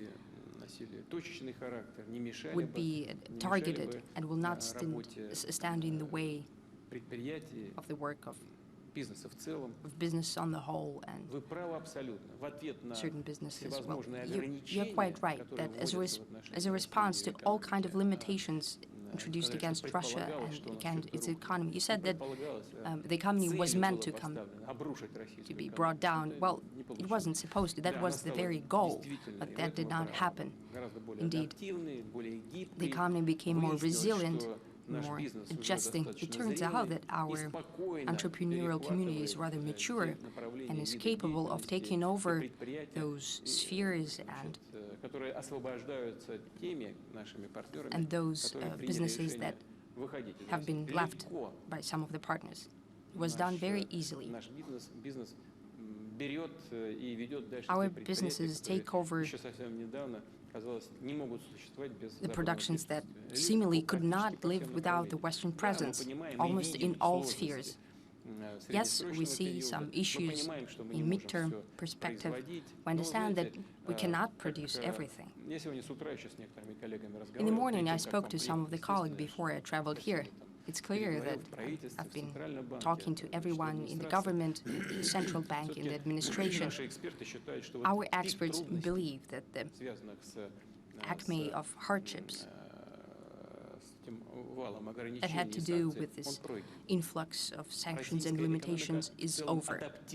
Russian economy has, in general, adjusted to the new normal. A lot will have to be done for the new chains of supply in import and export to be created, to cut down the costs that have to do with that. But in general, we've been through the worst of it. The Russian economy has adapted. We will continue to develop more sustainably and more with greater sovereignty. However, the response to all these challenges should be, first and foremost, I believe, de-bureaucratization, getting rid of red tape to support businesses, and increasing the field of freedom for economic activity. Okay, Alexander, we cannot do without you. Mr. President, quite often the foreigners ask us what Russia can offer to the new world. Where are your Nobel Prize winners? Where are your great discoveries, industrial and scientific discoveries? Well, my colleagues are saying, well, what about the great Russian culture? Rublev, icons, Pushkin, great Russian architecture. Well, it's all the thing of the past. What about today? When I was listening to you today, I finally understood what Russia could offer to the modern world. It can offer the religion of justice. I think that this feeling lies in the foundation of our Russian culture, of our capability to sacrifice. Russia is alone against the cruel Western world, is fighting for justice. That is a tremendous input of today's Russia into global civilization and culture, because those previous traditional values that we've been discussing, for example, Rublev, Andrei Rublev, Russian icon painter, wonderful Novgorod architecture, the golden and the silver age of architecture, they all spoke about equity and equality and justice. That is the core of the Russian civilization. Should we make the Russian ideology today is the religion of justice? We have four traditional Russian religions, and I think that's quite enough. Well, it's a joke, of course. As for doing something, well, you know, I keep track of your work, and I'm always happy to read what you're writing. I know that you're a true Russian patriot in the widest sense of that word, in the best sense of the word. Do we need to present to someone these ideas specifically? Well, I don't know if it's necessary. You've just said that we're sacrificing something in the interests of other nations. I think I can argue with you here that we're not sacrificing anything. Well, we're working to strengthen our sovereignty. It is in our interests. Primarily, that is reinforcement of our financial and economic sovereignty. And that would underpin and be the foundation for our future development in technology, education, and science. Whether we have Nobel Prize winners or not, well, Alferov made his, when did he make his invention? 30, and only 30 years later he received his Nobel Prize. Well, the ex-president of the US received a Nobel Peace Prize. Well, does it mean that it was an achievement? With all due respect to the Nobel Committee and to those who have received, have been awarded this Nobel Prize, well, that's not the only metric. Our science is developing, and we need to do everything so that the yield from the fundamental and applied sciences would be a lot higher for our development. And we will do that.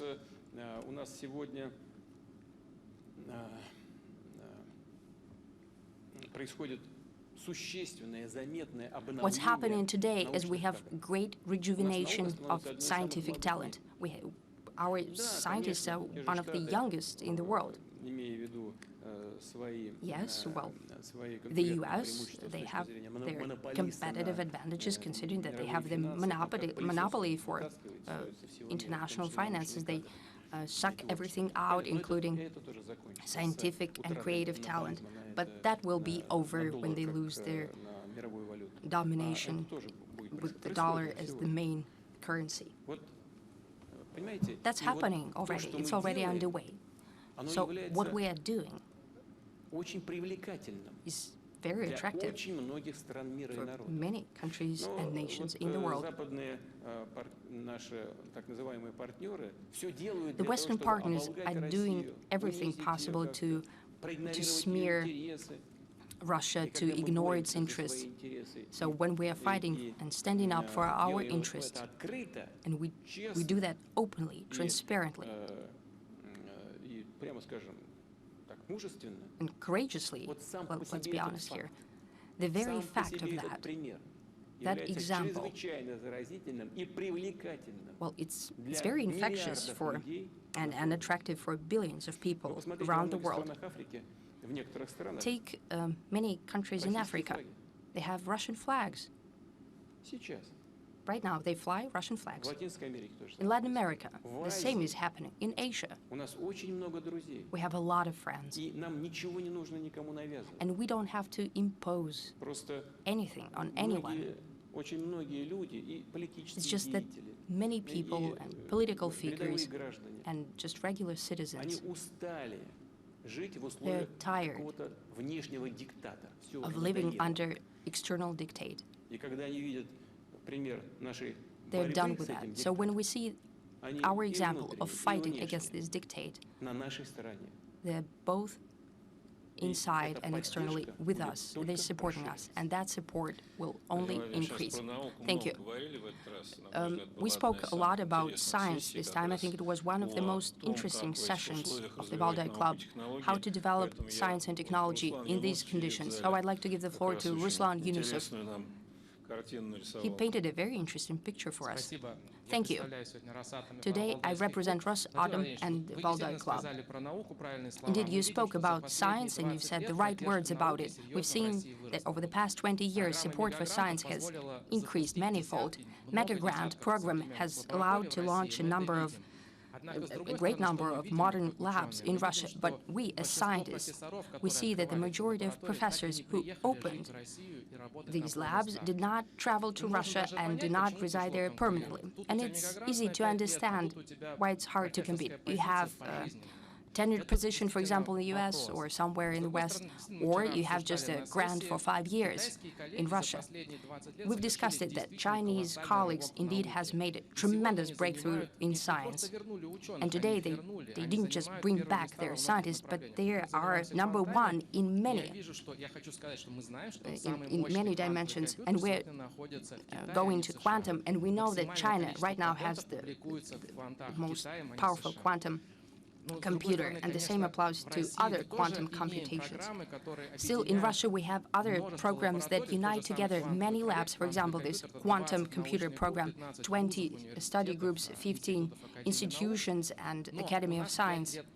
But we have the horizon of planning of 5 years. Today, we've come across greater pressure. It's indeed our scientific challenge to our sovereignty. Maybe that's the right time to start and to draft projects for 10 or 20 years ahead. Thank you. Of course, the longer the horizon, the better. I agree with you. We need to look at the positive experience of other countries, or our friends and partners, including the People's Republic of China. They have done a lot over the past years under the leadership of President Xi. He dedicates great attention to that. Well, not only to the development of science, but of China on the whole and Chinese economy, on improving the living standards of the people of China. I know that very well. We have good friendly relations with him. And we need to take a look at where they have practical results. We should study that and introduce that into our reality. As for mega grants, indeed they have played a positive role. And the next stage that we're implementing right now is not just research or creating specific labs, but we're talking about creating scientific communities of young scientists. That is the future of this mega grant program. I agree with those who have initiated the process. We're working that, right, Andrei? We'll continue to do that. You said that no one traveled. Well, some did, if they formally are abroad, but still they spend most of their time in Russia. These are our former compatriots, well, compatriots in general. They often travel to work in Russia. You know, the world of science, as well as the world of art, does not tolerate artificial limitations and borders. People should feel free. We're not going to lock anyone down here, but we'll welcome everyone who would like to go to Russia. And generally, we succeed. Well, maybe indeed we should increase the horizon for our planning. We have a 5-year-long mega grant, right? Maybe we should extend them. I think that these matters have to do with budget financing, but I think it can be done. Today we could expand the horizon. What you've said about that the person is working somewhere has some kind of a professor tenured and it's for life, and well, that doesn't apply everywhere. Well, you're the scientist. You know that sometimes there are contracts signed for several years, and after that, well, bye-bye. Well, it's not for life. Well, at least not everywhere.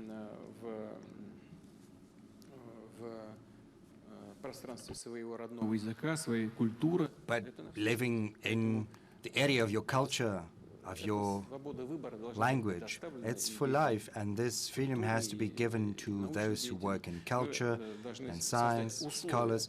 We have to set in place conditions that are going to be more attractive than the ones offered abroad. It's not going to be easy, but this is the path we are following, and we will show results, and we would probably extend the horizon of planning. One way, please. Thank you. My name is Wang Wen, a professor from Chongyang Institute, Lemay University of China.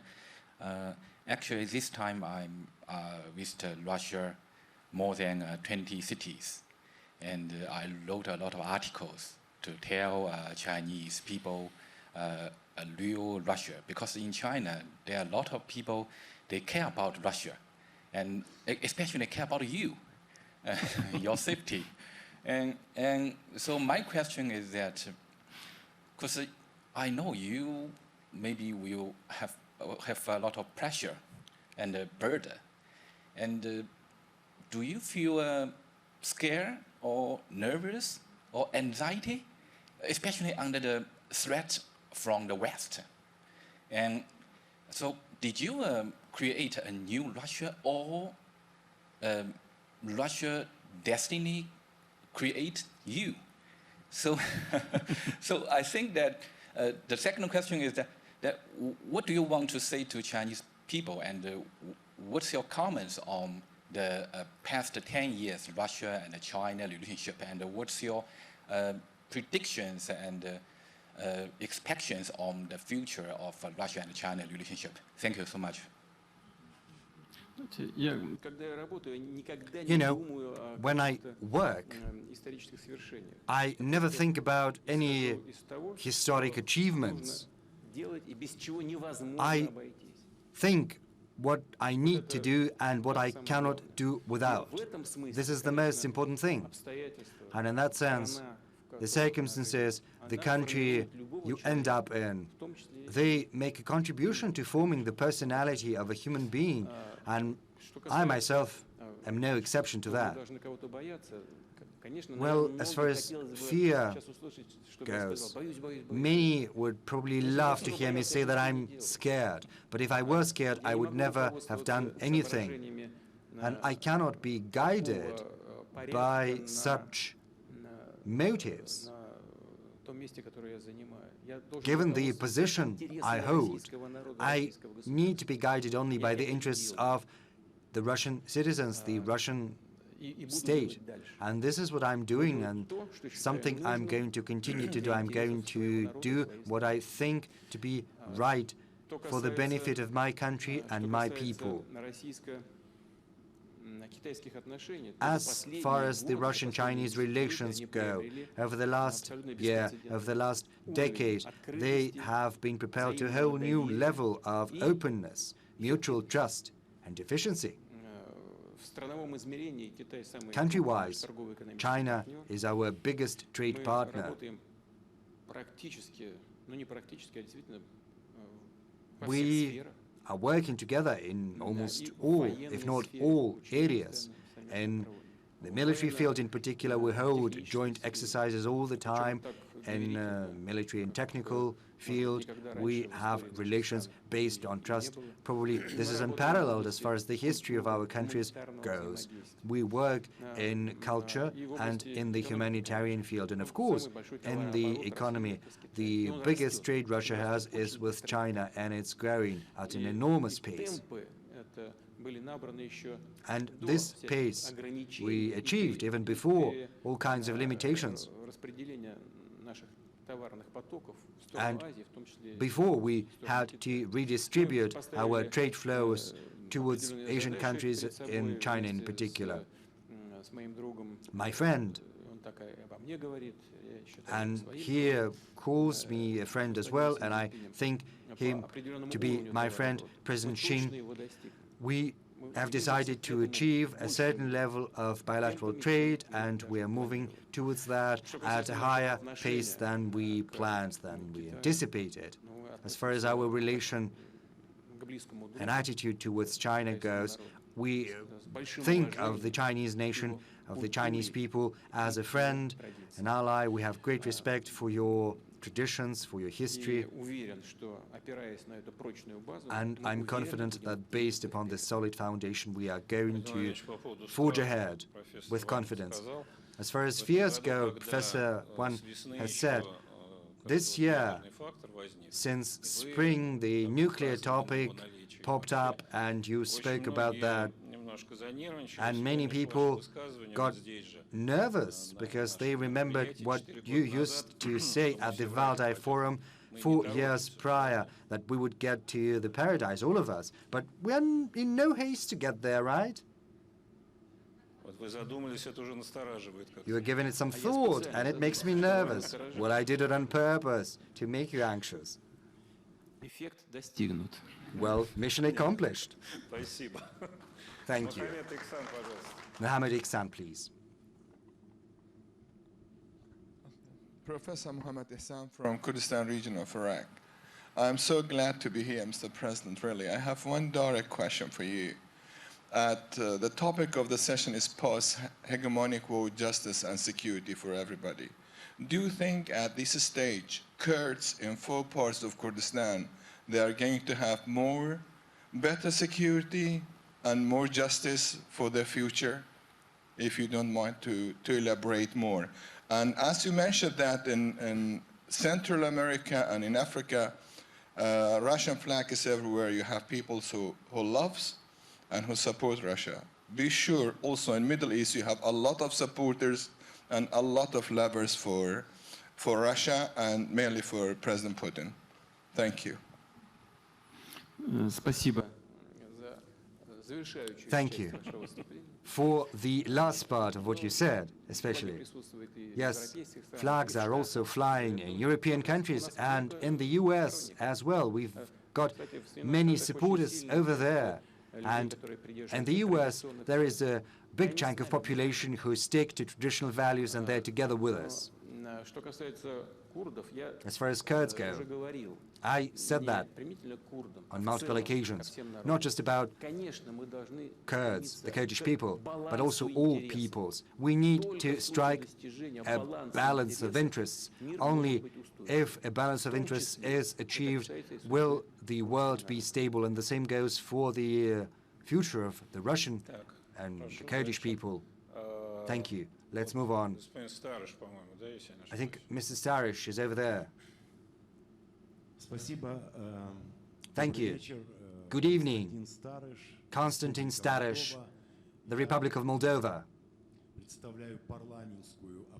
I represent the parliamentary opposition, of course opposition, because our leadership, to our bane and the bane of our nation, so far seems to prefer other destinations for its foreign voyages, and as a result, Chisinau is almost in complete blackout. There's no light. So I have a question, but I also have a charge I have to perform. I've got two children, 8 and 10 years. They live in Chisinau and study at the Pushkin Lyceum, and they wanted to ask me to give you their best. So greetings from Alexandra and from Gavrila, who live in Chisinau. And now on to the question. You spoke about the inevitability of the emergence of new models for engagement between different countries and regions. And that context, maybe it would be worthwhile getting back to the idea you voiced back in 2001 about one single humanitarian social space that would extend from Vladivostok to Lisbon. For us Moldovans of different ethnic origins, it would be very good indeed, because it's very hard for us to choose between Europe and Russia, and for us, between the good and another good. It would be very promising for us. It would be the light at the end of the tunnel. But is it possible in a world we're about to build, a world after conflicts, a world where there is going to be no hegemon, no global policeman, no dominating power? Is such a space possible? Humanitarian space, economic space, security space, to ensure the safety of all those who live in this vast expanse from Vladivostok to Lisbon? Yes, that is possible, because hope persists until the very end. And you know, it was not our idea. It was first an idea of a common space to the Ural, and I transformed this idea of our French counterparts, because, you know, the very same culture exists beyond the Ural mountains. Right now, the world is seeing these tragic events, very difficult tribulations. But why not? In general, yes, it is possible to imagine, to conceive of. And I think that this way or another, this is going to happen, because as I pointed out, I spoke about Eurasia as a whole in my address, and I referred to the European part of Eurasia as well.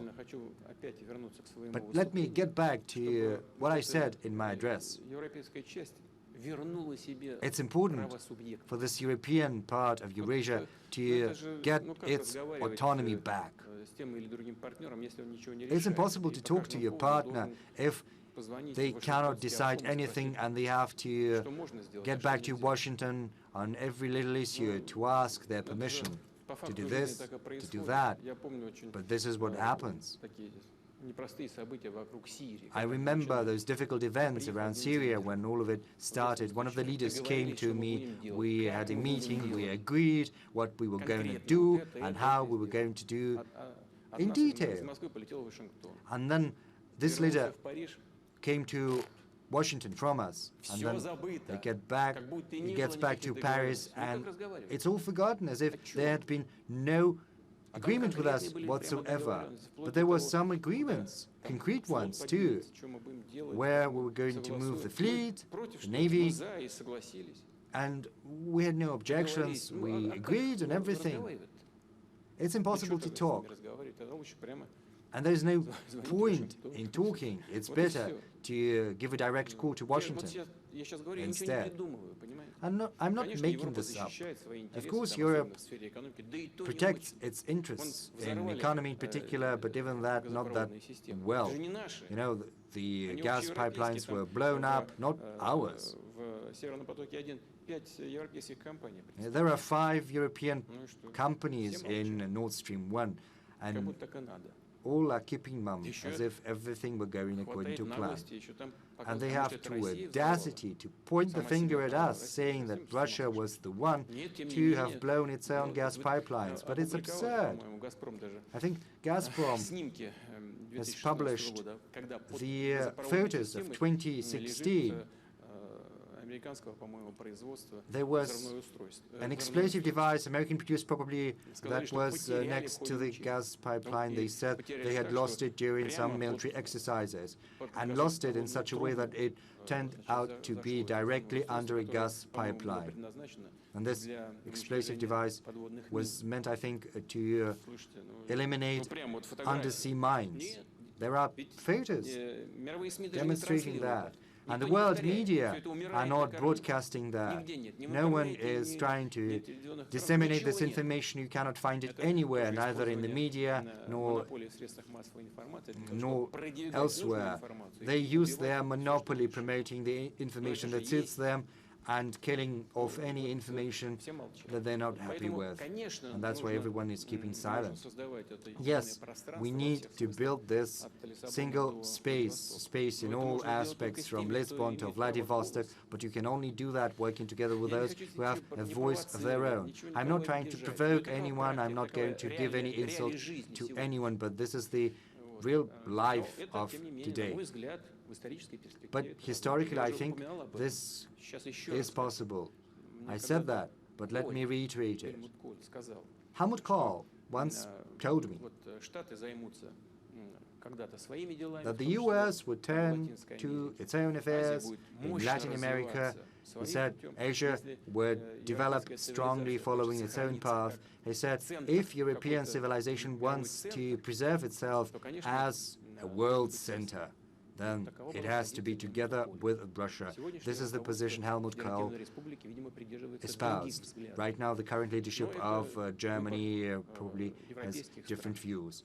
But it's up to European countries to decide.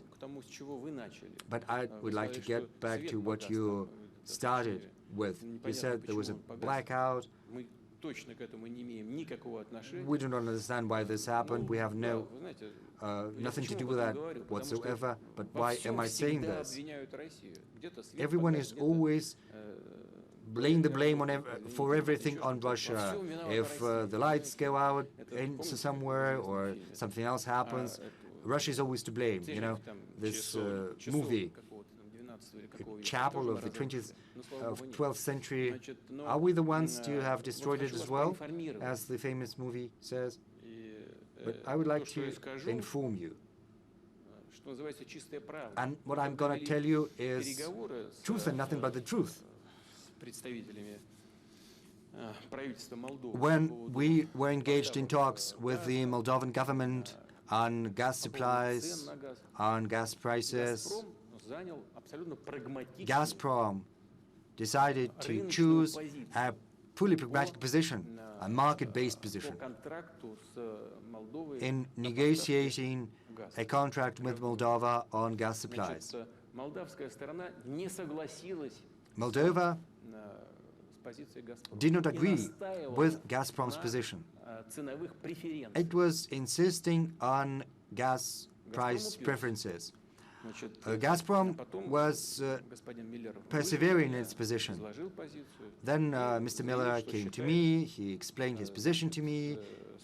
He said that his position was the right one. I asked him to accommodate the Moldovan requests, taking into account the financial and the economic capabilities of Moldova. I said, yes, maybe this price might be, fair from the market point of view, but it's impossible to sustain. He did not fully agree, but he listened to me, and Gazprom decided to accommodate the government of Moldova, and a contract was entered into based on Moldovan terms, the terms proposed by the Moldovan government. There are many details. I do not want to bore you with those because it's not that interesting.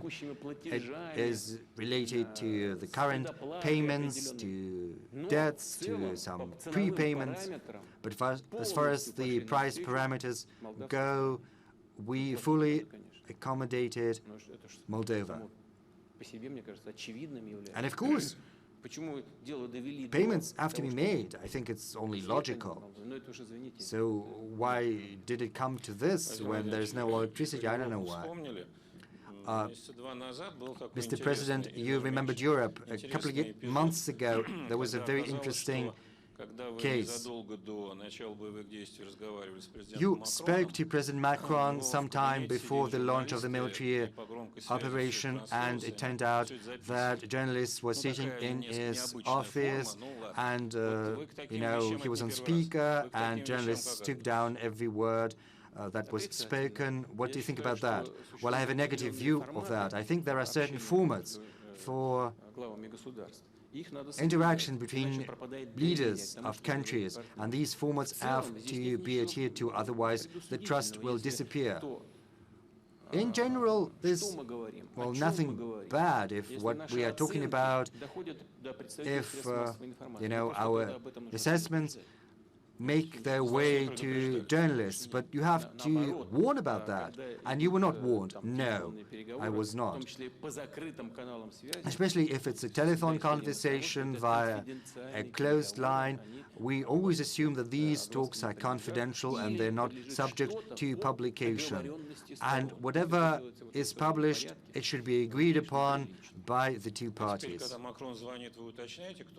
And when President Macron calls you, do you ask him if there is anyone in the room with him? Well, I assume that someone is listening on. I see.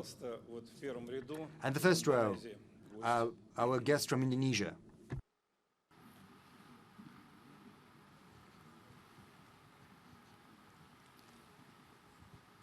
Thank you. Mr. President, I like your speech so much because I think your speech really bring the spirit of building together, building stronger, something like that, like the tagline for the G20. So we are looking forward to your visit at G20 next month. But I'm going to ask you is about the title. The title today is Post-Hegemonic World, Justice and Security to Everyone. I wonder because President Sukarno, our president, in 1955, already said that all these security alliances is dangerous to the world. You are in Security Council, China in Security Council. Do you think you and China can just file this issue of, wipe out NATO, AUKUS, the Quad, of five-power defense arrangement, everything about it together? Is that possible? Number two, your fans in Indonesia is amazing. Everybody said "Ura" all the time. So my second question is, can I have a picture with you later? Thank you. Yes, with great pleasure, with such a beautiful woman, naturally. We have very good relations with Indonesia throughout the modern history, I have to say. And President Widodo, when he calls me, he talks to me and he addresses me as a brother, and I reciprocate. And we cherish the relation that we have with Indonesia. I'm thankful to the leadership and to the President for his invitation to G20. We will think on the way that we will be represented at a high level. Maybe I will travel, but I'll think about it.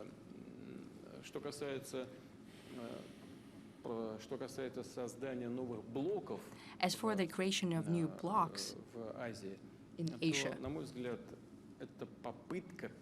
I think that's an attempt to transfer to Asia the system of bloc thinking that has failed in the Atlantic region, and it is a nefarious idea. It is yet another attempt to be friends against someone, and in this case, to be friends against China. We not only do not support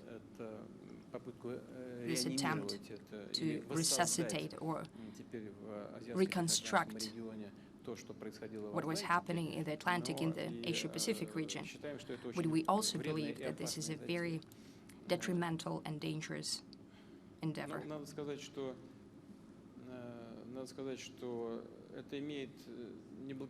I have to say that it has grave ramifications for participants or for allies of the United States themselves.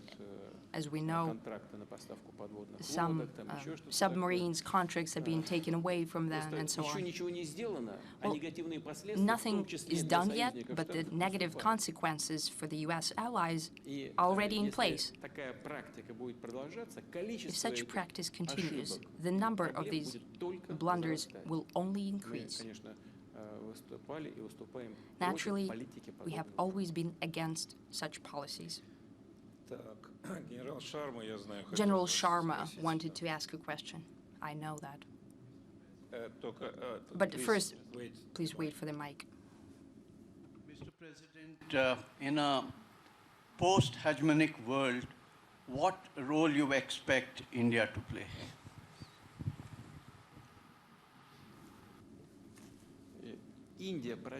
India has made a tremendous progress in its development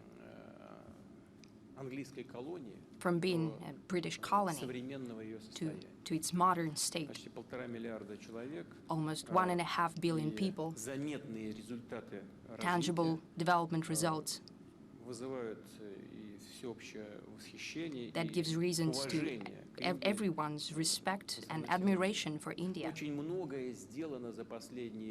A lot has been done in the past years under the leadership of Prime Minister Modi. Naturally, he's a patriot of his country. And his idea of make in India, it matters, both in economic-wise and in the ethic. So India has made tremendous steps forward in development, and the future belongs to India. It can be proud of the fact that it's the largest democracy in the world. It can also be proud of its development momentum. This is a very important foundation that India is building on. We have a special relationship with India.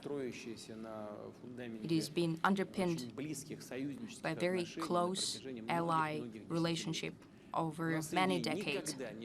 We've never had any difficult issues.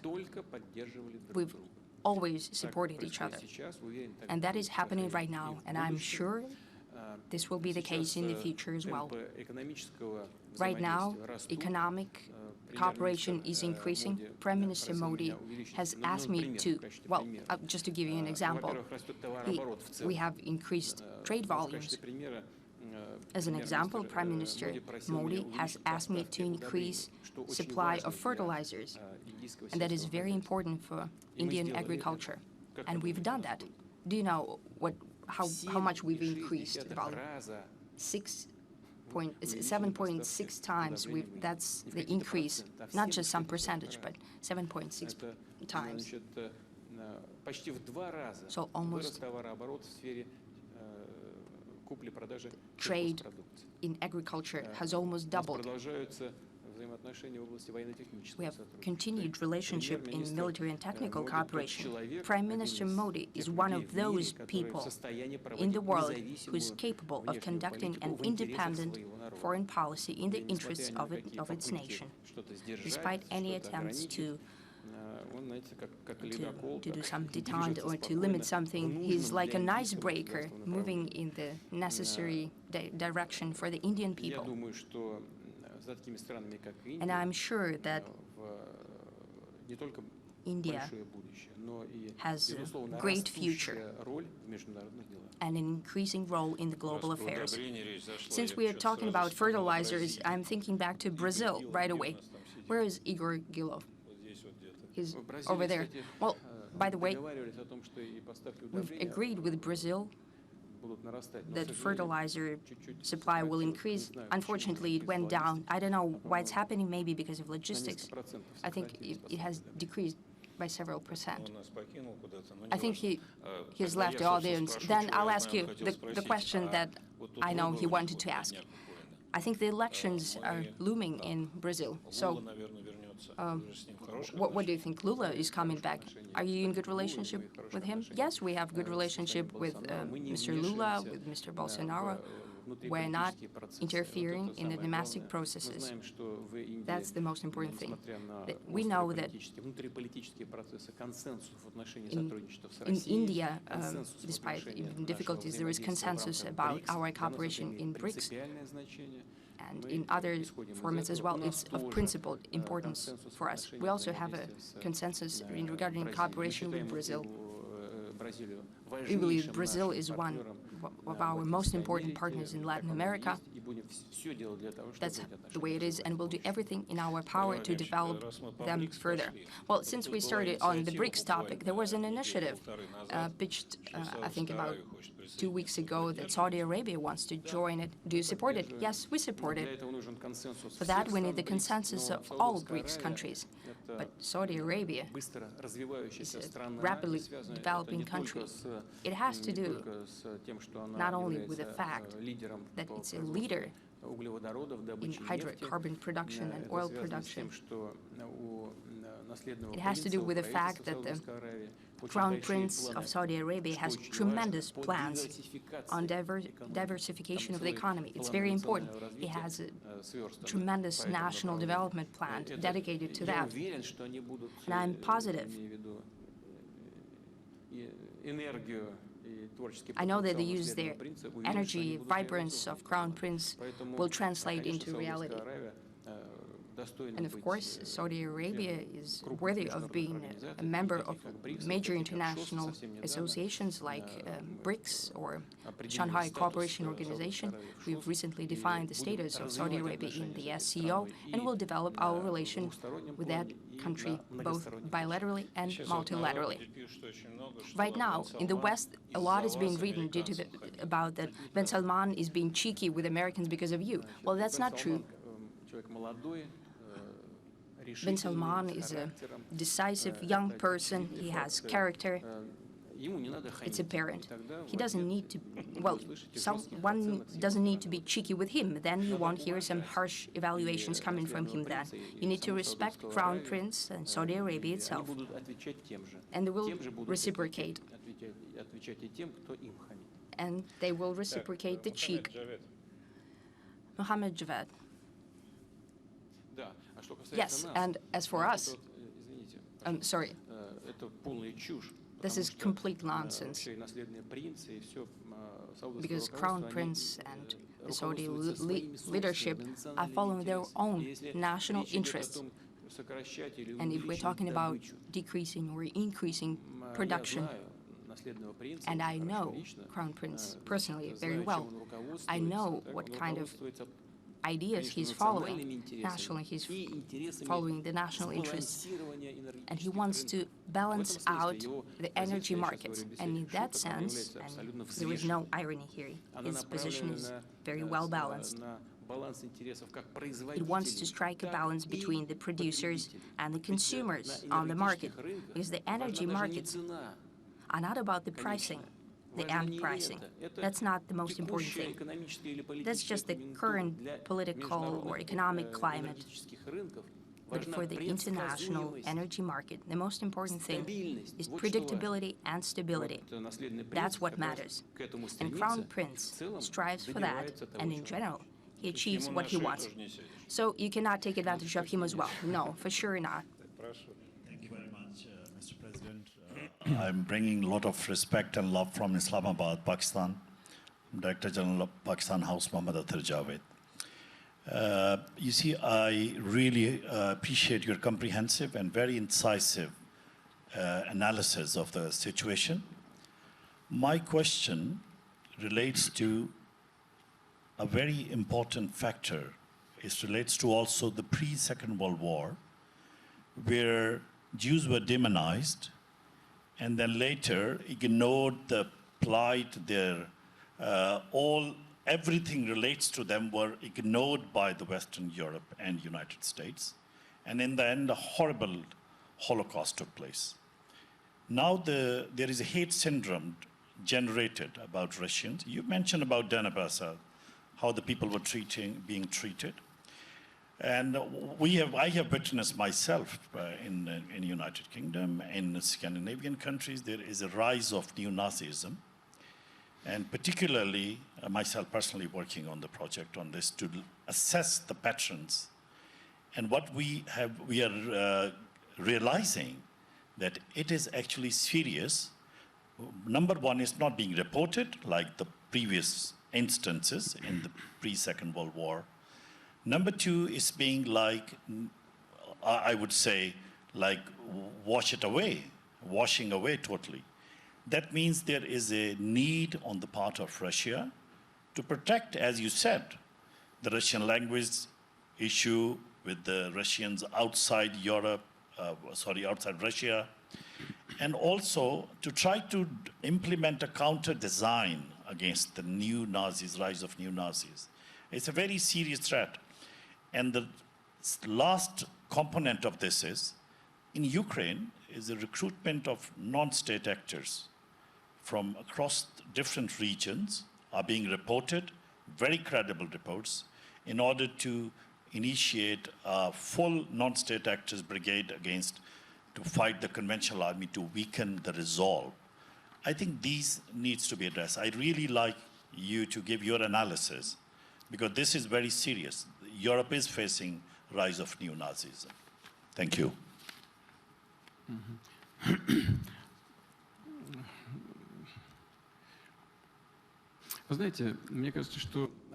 You know, I think that one of the most serious and fundamental issues of those who allegedly care about the future of Ukraine, the so-called Ukrainian nationalists, is in the fact that there is a connection, a nexus between the neo-Nazi and neo-fascist movement.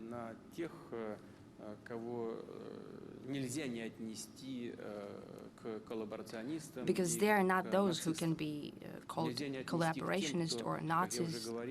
They cannot be characterized as those who, upon task of the Nazi authorities, eliminated Jews, Russians, Poles, and others on the occupied territories during the Second World War. You cannot distinguish between today's Jingo, patriot, and nationalist and Bandera followers. They're basically the same thing. And I think that's their tremendous issue. So when I spoke with our Western so-called partners, and I was telling them, look at what is happening in the streets of Kiev and other major cities, when there are swastikas being flaunted around by thousands of people, torch marches, and so on.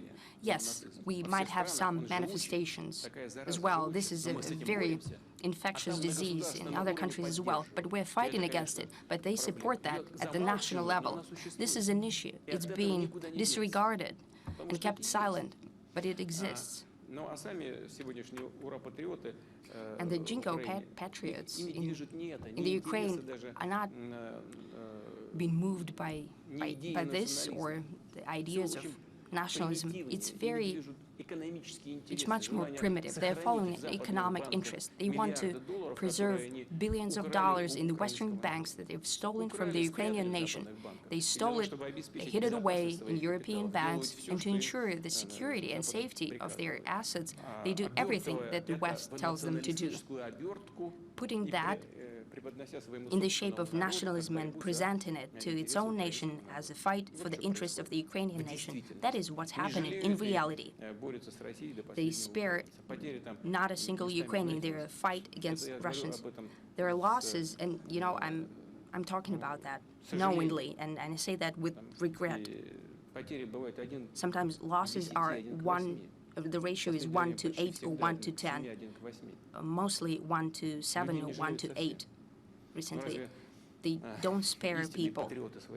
Whether real patriots of their country would allow that. But they're walking down this path with no regrets, not even thinking twice. Of course, they're not protecting their national interests. But this disease of nationalism is a living thing. But the fact that they're trying to disregard that this is neo-Nazism, that's a major issue for the Ukrainian regime and for those who are supporting that. But we cannot help but pay attention to it, and we'll always point it out. Also one of the preconditions for the current crisis. Mr. Kim? Hello, I am Kim Hong-jong from South Korea. It's my second time to join the Valdai Club, and I learned a lot, and I thank very much for providing the chances to think many things. And I have some questions about the first one is about the security.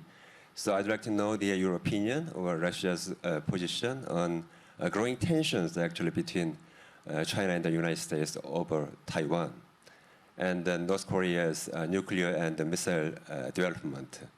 And another question is about the combat against the climate change. Russia is very rich in the fossil natural resources, and so to speed the transformation of the carbon neutral might contradict Russia's interest. What do you think about that? Thank you. Let me pick up the last part of your question. Transitioning to carbon neutrality does not contradict Russian interests because we have other options such as the production of hydrogen, in particular clean hydrogen, and we enjoy a significant competitive edge in this field. We can use natural gas for the production of such hydrogen, so we're not scared by this transition in the least. On the contrary, it creates additional incentives for our development. As far as the transition energy source is concerned, natural gas is the best source of energy. Speaking about deep processing of oil, here too, we enjoy competitive advantages I've just spoken about. So it's not in conflict with our interests. The only thing in conflict with our interests is a chaos in the energy sector, trying to get ahead of yourself in addressing such issues as green energy or energy security. For many years, there's been an underfunding or even hampering of investment into traditional sources of energy. And all the while, green energy was not yet ready to take on the bulk. So this mismatch is the foundation of the current energy crisis. The Western politicians are simply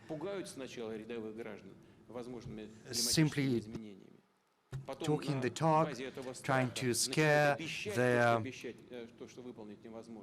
voters about climate change. Then they get in power and they do not do anything they promised, and what we see is that they're getting back to using fuel oil or coal to produce energy. Yes, they did talk, beautiful talk, but we see the result. And it's not Russia that is to blame. We are willing to provide our gas. Why refuse it? Even after the pipelines have been blown up, still we have one string that can be used. Several hundred thousands of cubic meters can be pumped through this remaining pipeline, but they do not want that. Systemic measures aimed at curbing the development of traditional energy sources have resulted in the current energy crisis. There is no funding, banks provide no loans, and not just in Europe, but also in the US. Banks are reluctant to provide loans, there is no insurance, no land is being allocated for that, for pipelines in particular, and for the transportation, and it's been going on like this for years, a significant underfunding of traditional sources of energy. Hence the result. Yes, the US is allocating some of its oil reserves for the current purposes, but sooner or later they will have to be replenished, and experts understand that. Today they are taking out of their strategic reserves. Tomorrow they will have to replenish them to supply. They say that they are going to replenish them once the prices go down. But so far they stay very high. So willy-nilly they will have to buy at high prices. And we've got nothing to do that. To blame for that are the systemic errors committed by those who were supposed to care for this sector. Now, as for North Korea and Taiwan, Taiwan indubitably is an inherent part of the People's Republic of China, and this is the position we've always adhered to. It remains unchanged. All provocative gestures, such as the visits to Taiwan by the U.S. highest dignitaries, are seen in Russia as nothing but a provocation. Why do that? Honestly, I cannot answer that. You know, I've known many of you for many years, and we speak the same language. But let's speak as if we're one family, in plain terms. You see this strategy in Ukraine. The whole West has pounced on us, trying to bring down our economy, funneling millions of dollars in arms, in Ukraine fighting Russia. So why sour their relations with China at the same time? Are they mad or what? It's against all common sense. Why did that old woman have to go to Taiwan, provoking China to respond, all while being unable to resolve the issue around Ukraine and Russia? It's absurd. Some might think that, you know, there's some calculation, but I think it was not calculated at all. All there is to it is arrogance and also sense of impunity. This is what underlies such irrational actions. Our position is clear. I've already expressed it.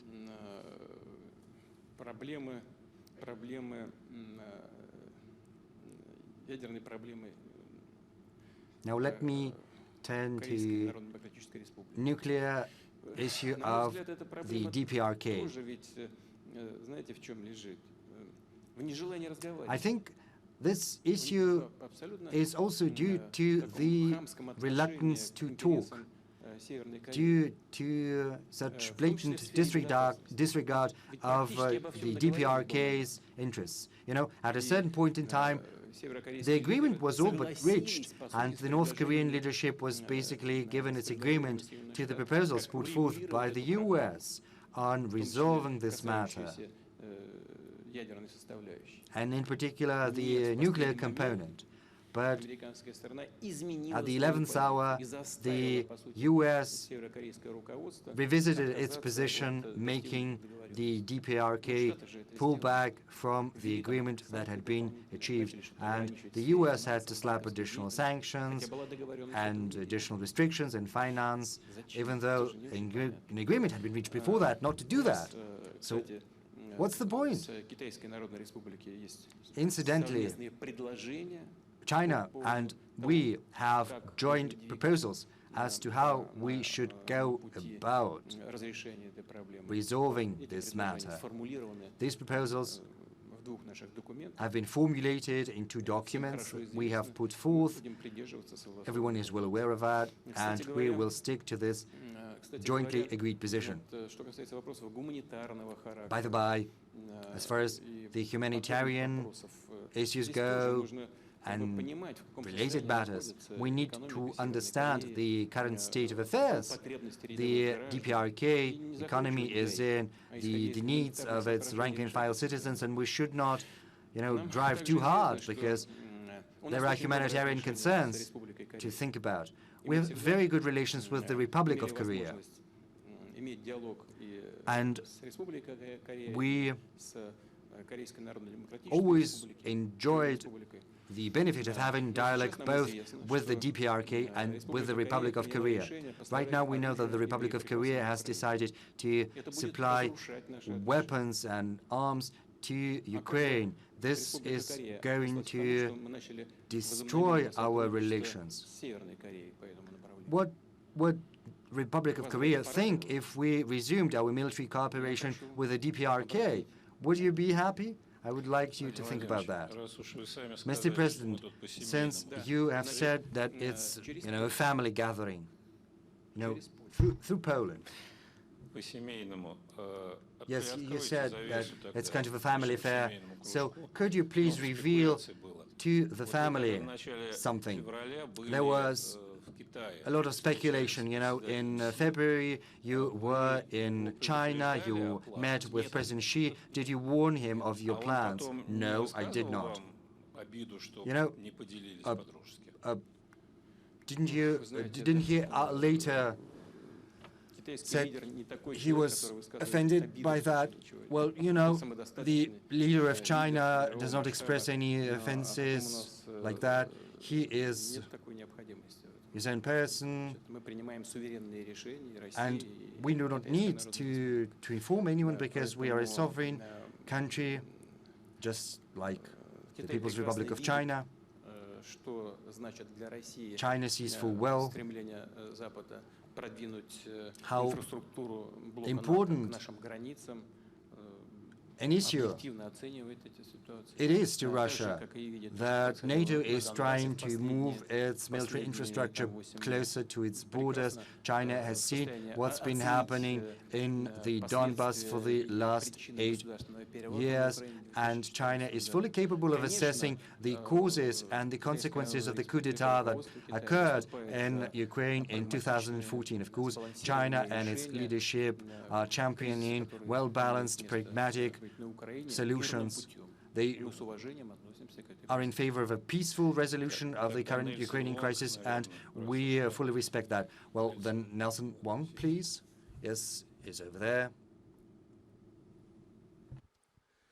Thank you. I'm Nelson Wong from Shanghai, China. It's a real honor, Mr. President. In your remarks, you mentioned that the rule-based order that was often used and that is still being used by the West, they come from nowhere, which is actually quite true, and this is also discussed quite frequently over the past 4 days in our discussions. So my question to you, Mr. President, is that looking forward, we are actually moving into a time without superpower, which was the topic of the first day of this year's discussion. So, since the US, as the only superpower, is losing its control, and we're moving into a new era, this is not only the beginning of the end of the US superpower, but already we are in the process. So, in a new phase, I believe we also need to have some rules. So if we are ever going to have any rules, what, in your opinion, Mr. President, are the most important? Of course, it's not there yet, but for argument's sake, what would you think would be the most important when it comes to setting up a new set of rules? Thank you.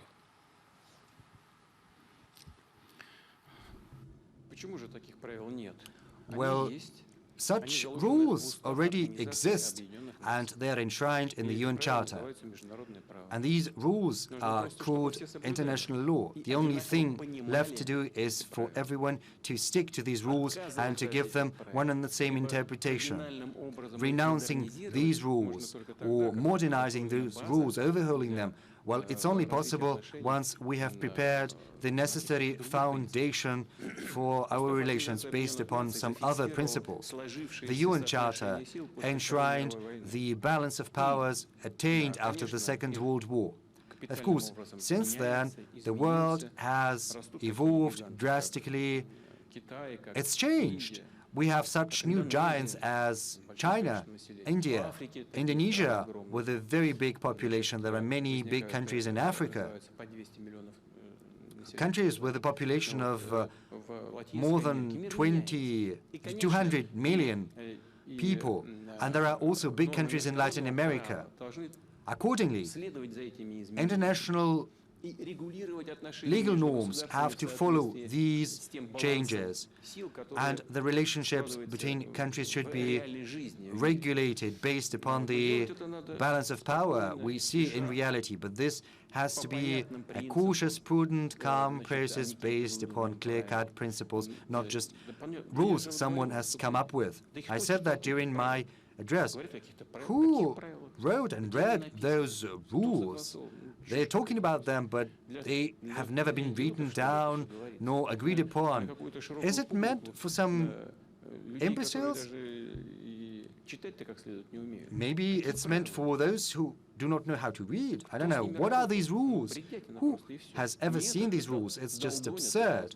But, you know, as they say, they are constantly insisting on them and say that if someone breaks these rules, then sanctions will be introduced. They are engaged in a trade war with China. Because of that, they're saying that China should do this and that in certain provinces of China, sticking to human rights and all that. These are tools to fight China.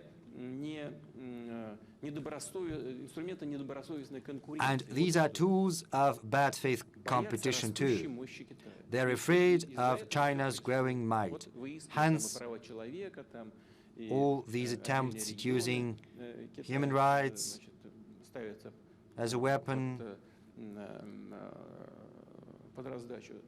trying to criticize what's happened in certain areas of China, all of that trying to pursue their own short-term economic interests. This is the only explanation they are trying to fight China as a growing rival. What should underlie our relations is respect for the interests of one another, openness, and, as a common rule, legal norms that should be interpreted and applied by all members of the international community in the uniform fashion. We need to strike this balance of interests. We have to rebuild it, and then we should stick to these norms. But I think this has to be done publicly, not just behind closed doors, nor should it suit just the interests of one group of country. It should be in the interests of humankind as a whole. President Putin, let's stick to China and also get back to green energy. Understandably, the European energy market is going to be close to us in the next several years, probably going to be close to us completely. It's possible. Are we ready to build an infrastructure for Asian markets rapidly? Well, you know what we did not based on short-term fluctuations. You know, the power of Siberia was not built due to the developments in Ukraine. The power of Siberia was constructed because we understood full well that the needs of our friends in China in energy were growing, and we had a chance to satisfy those needs. We are engaged in talks with India about different modes of supplying our energy resources to India. We're also going to talk to other countries. We're also going to talk about LNG. You know, our share in the world LNG market so far is quite modest, but growing nonetheless, and we're going to keep at it And let me say that what we're doing is not due to the current developments. These are just general trends. In PPP terms, the economy of China is bigger than the US economy. It's a fact. And the needs of China are growing. Moreover, they are our friends and neighbors. We've got great relations with them. We have a common border with China. So why not supply energy resources to them?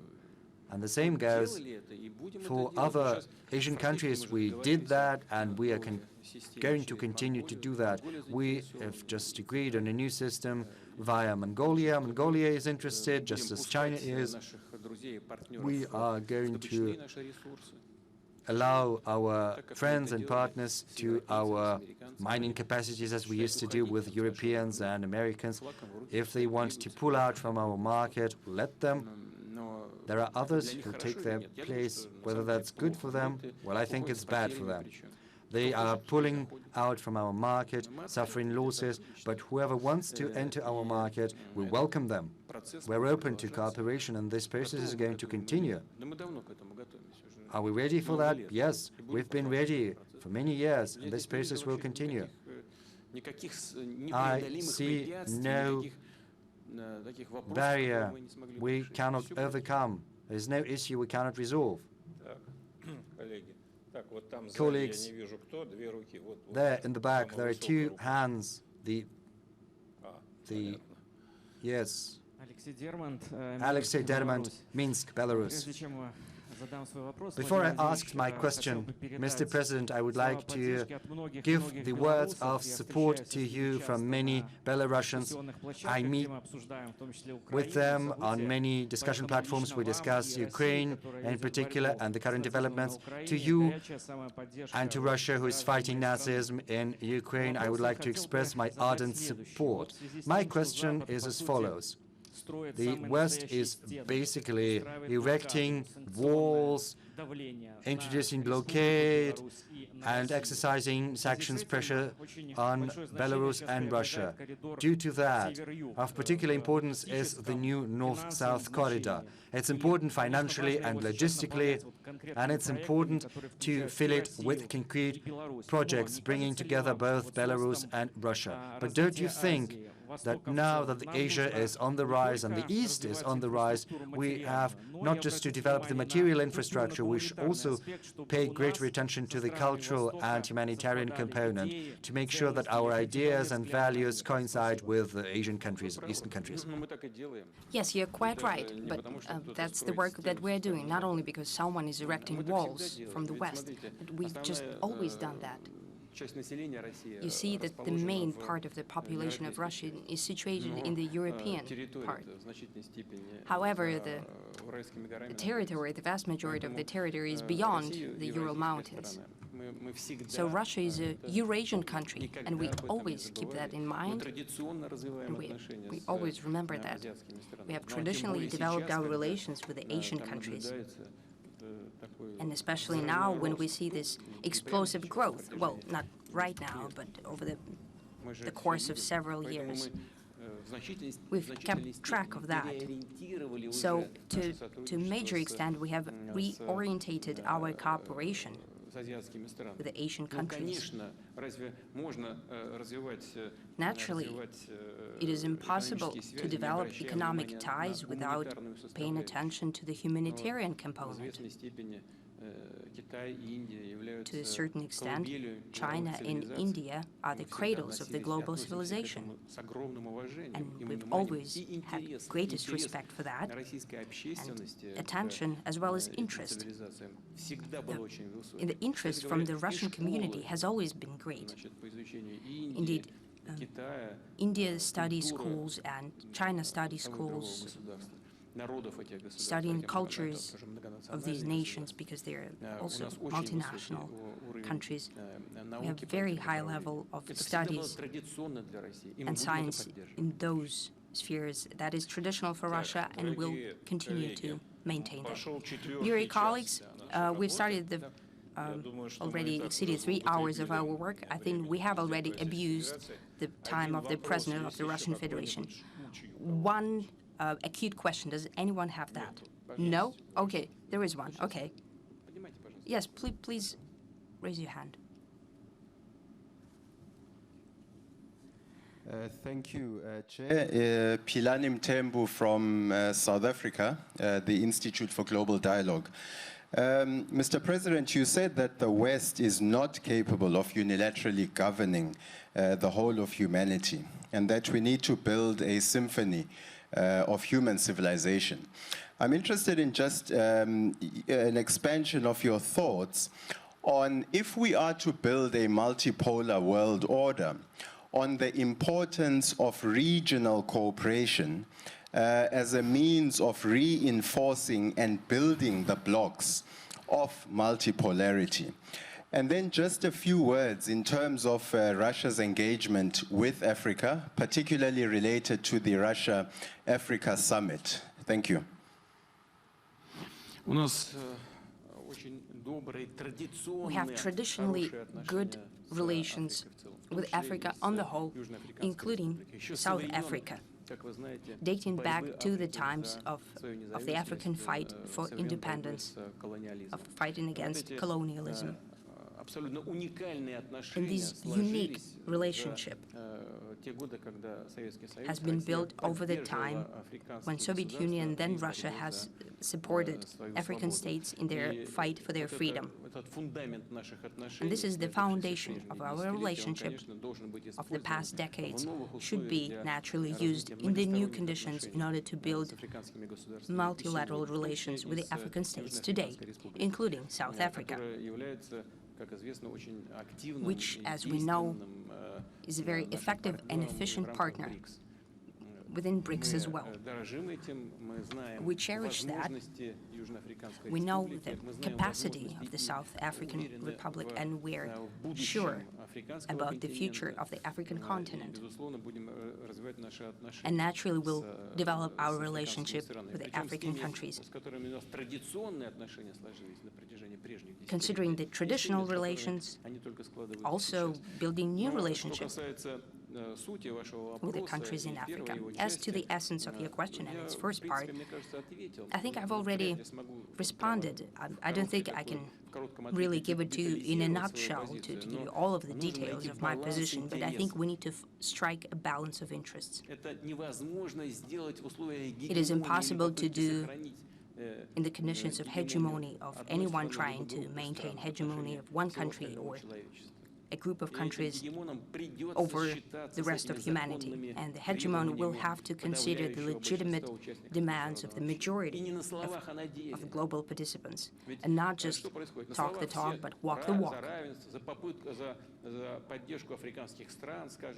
Well, everyone is for supporting African countries, but just in their speeches. But what happens in practice? For example, what is being used today, the tool of dollar or other currencies, for example, euro. What is happening in reality? $5.9 trillion were printed and 2.9 trillion euros were printed over the past years. Where did this money go? It all went to buy up goods in global markets, and the United States turned from being into a producer and exporter of food into an importer of food. They started to buy up foods due to the fact that they have the printing press. That's what financial monopoly leads to. We have a deficit right away. There were low harvests previous years, then the pandemic cut down in production, but they've printed a lot of money in fighting the pandemic. They've given it to their population. The prices went up. And who suffers first and foremost?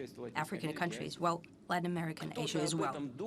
Is anyone thinking about that? Naturally, those who are doing that, they think about that. They don't care about the consequences. They have their own interests in mind, regardless of the consequences for the African countries. For example, And the same is happening on the other part of the food market. I mean, fertilizers. How can that happen? I'll repeat it once again.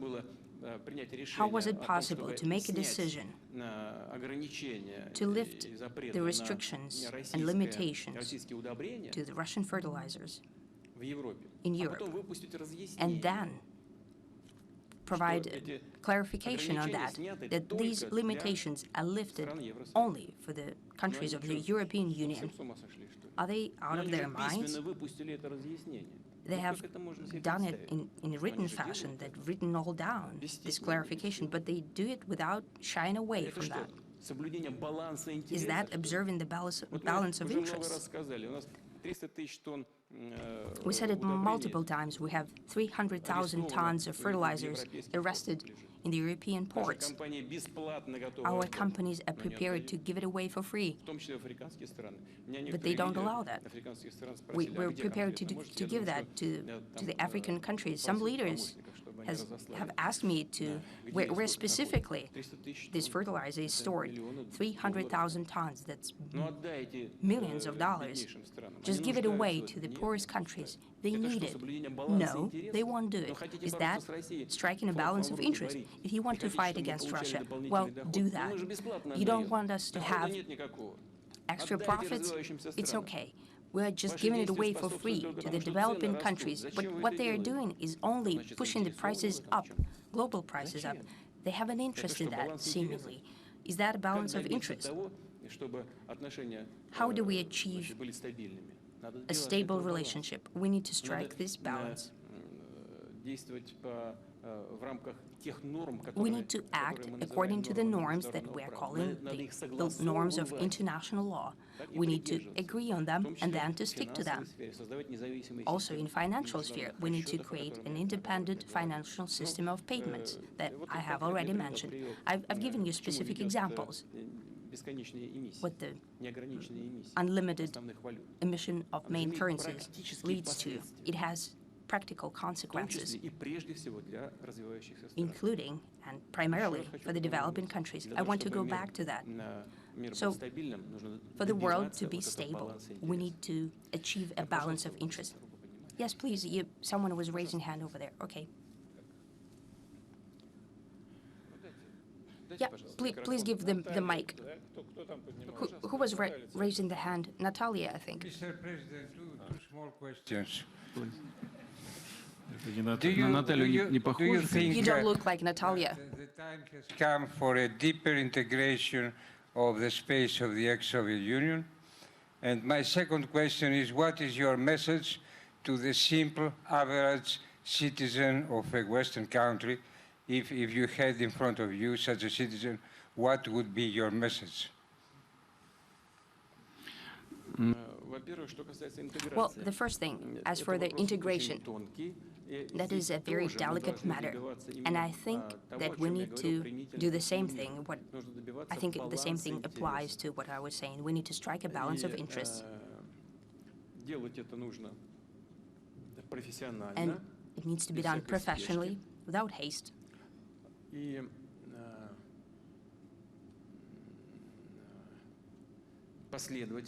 Consistently. We have certain plans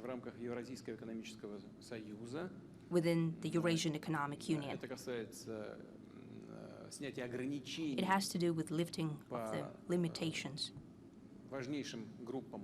on the most important groups of goods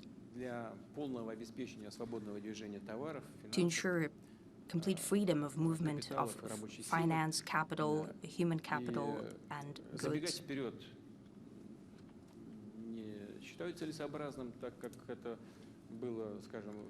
I don't think we need to get ahead of ourselves as it happened in the European Union, because certain countries with a certain level of development got into Eurozone and later they didn't know what to do because they had issues. And the inflation instrument becomes unavailable to offset the situation in the economy. For example, the well-known Greece situation that applies to other countries as well. We shouldn't get ahead of ourselves, but we need to be consistent in the implementation of the plans that we have outlined. We know what needs to be done in this direction, and we'll do it, considering the positions of all participants of the process. As for our message to the regular citizens of the Western countries, of the United States and Europe, I'd like to say the main thing. Fight for higher wages. Now, that's number one. Do not believe that Russia is your enemy or adversary. Russia is your friend.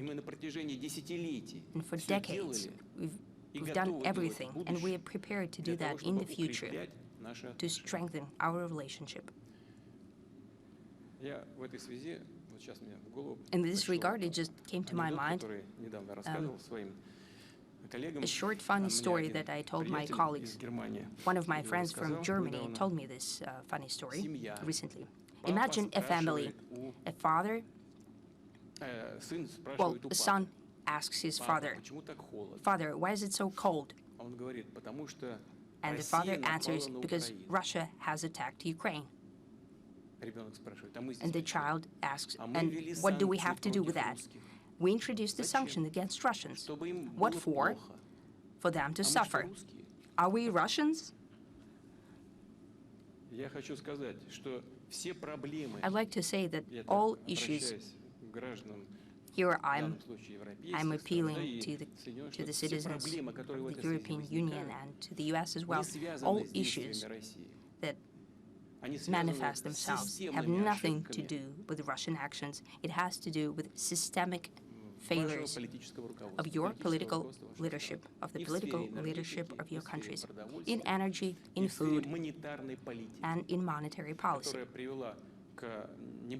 That has led to an unprecedented inflation and energy deficit. Russia has nothing to do with it. That is the result of systemic mistakes of the leadership of your country.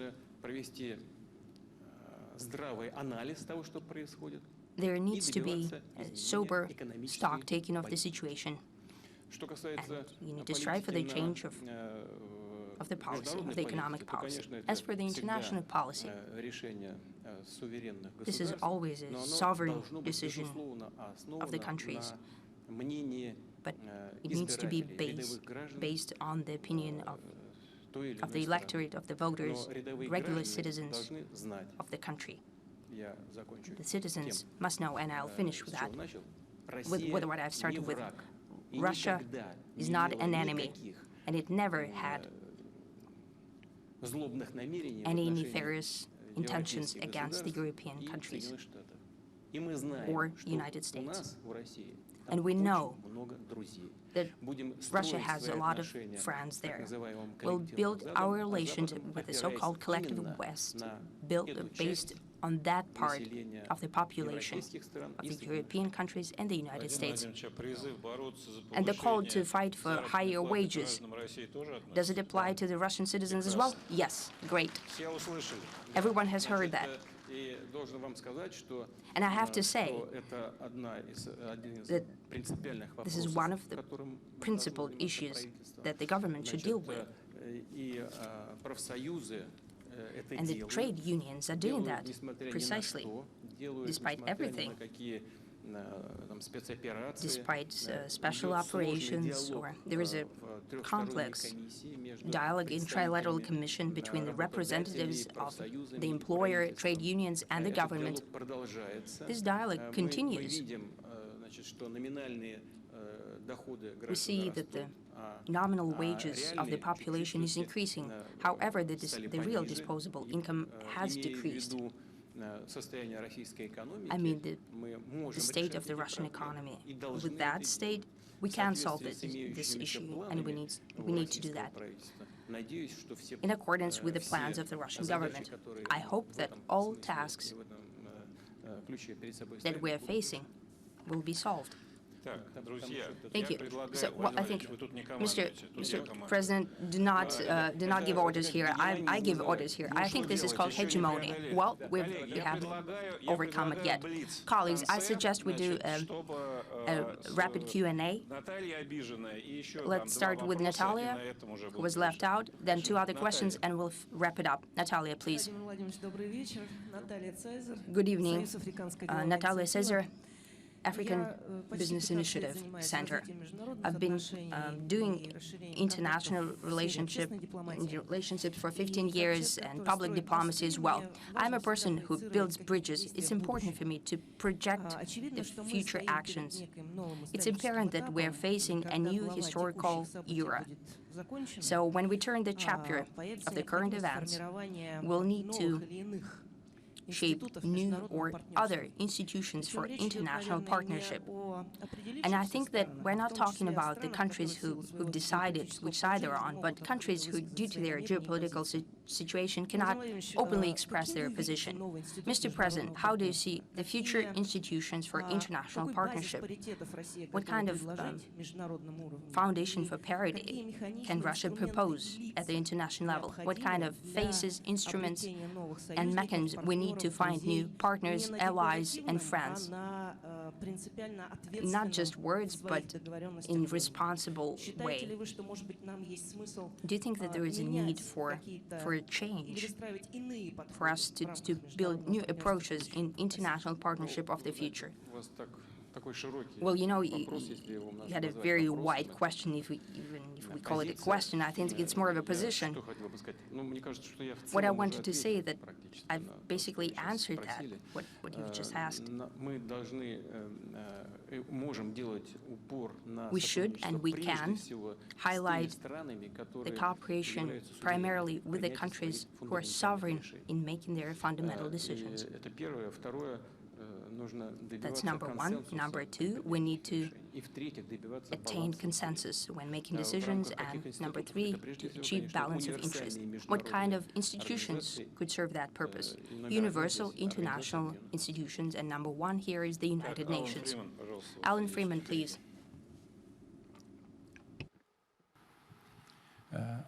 Mr. President, I come from Canada, a NATO country, whose future Prime Minister's grandfather was a banderista. We've heard the worldwide opposition to the stance of NATO and the many voices that exist in the global south. Those voices also exist in the north. They also exist in the collective west. Why don't we hear them? Because they are suppressed.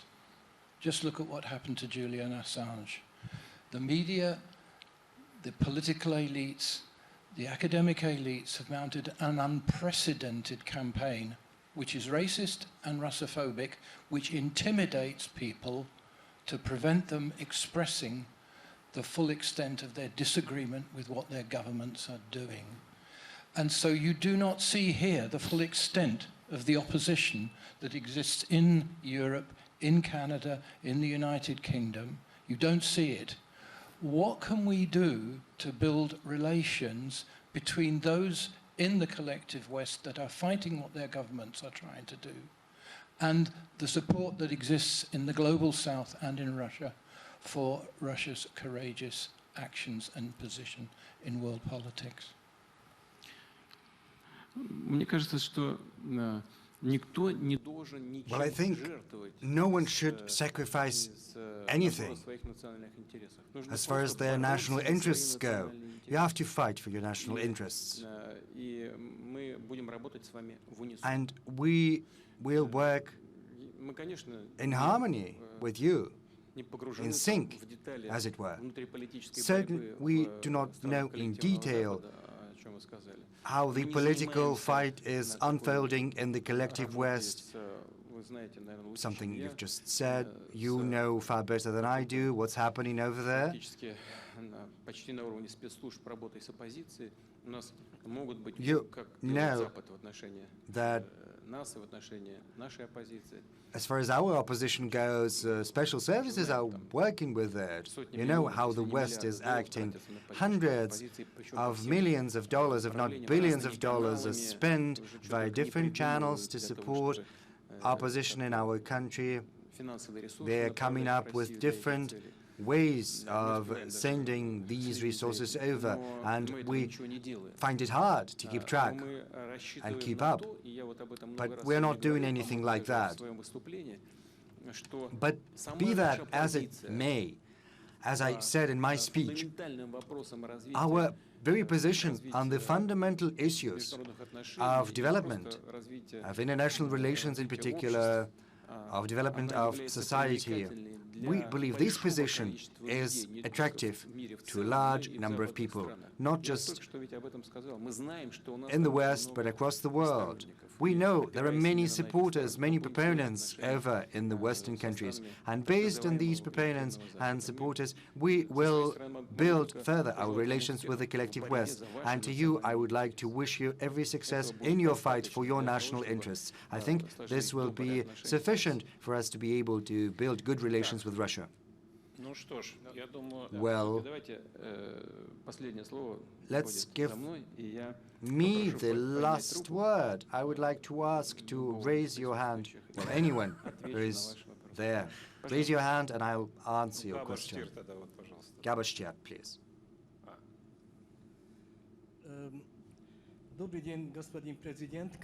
Good evening, Mr. President. At the beginning of our conversation, you said a lot about the special military operation. You spoke about the goals, your assessment of the situation. My question is as follows. On February the 24th, did you think that after 8 months, the operation would still be there, not just still continuing, but even getting worse? Now, many people in the world are scared that a third world war could erupt.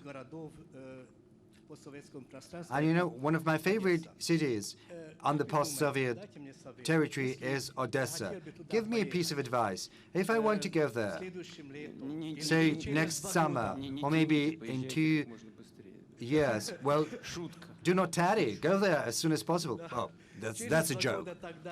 Okay, in 2 years maybe. And what visa should I apply for? Ukrainian or Russian? If I wanted to go there. You know, Odessa is truly one of the world's most beautiful cities. As is known, Odessa was founded by Catherine II. And even most extreme nationalists are reluctant, you know, to bring down the monument to the founder of the city. Odessa can be an apple of discord, or it can be a symbol of conflict resolution. It can serve as a symbol of a solution that can be found to everything that is currently unfolding. But it's not up to us. On many occasions we said that we are open to negotiations. And when I spoke at the Kremlin just some time ago, I said that publicly once again. But the current leaders of the Kyiv regime have decided not to pursue talks with Russia.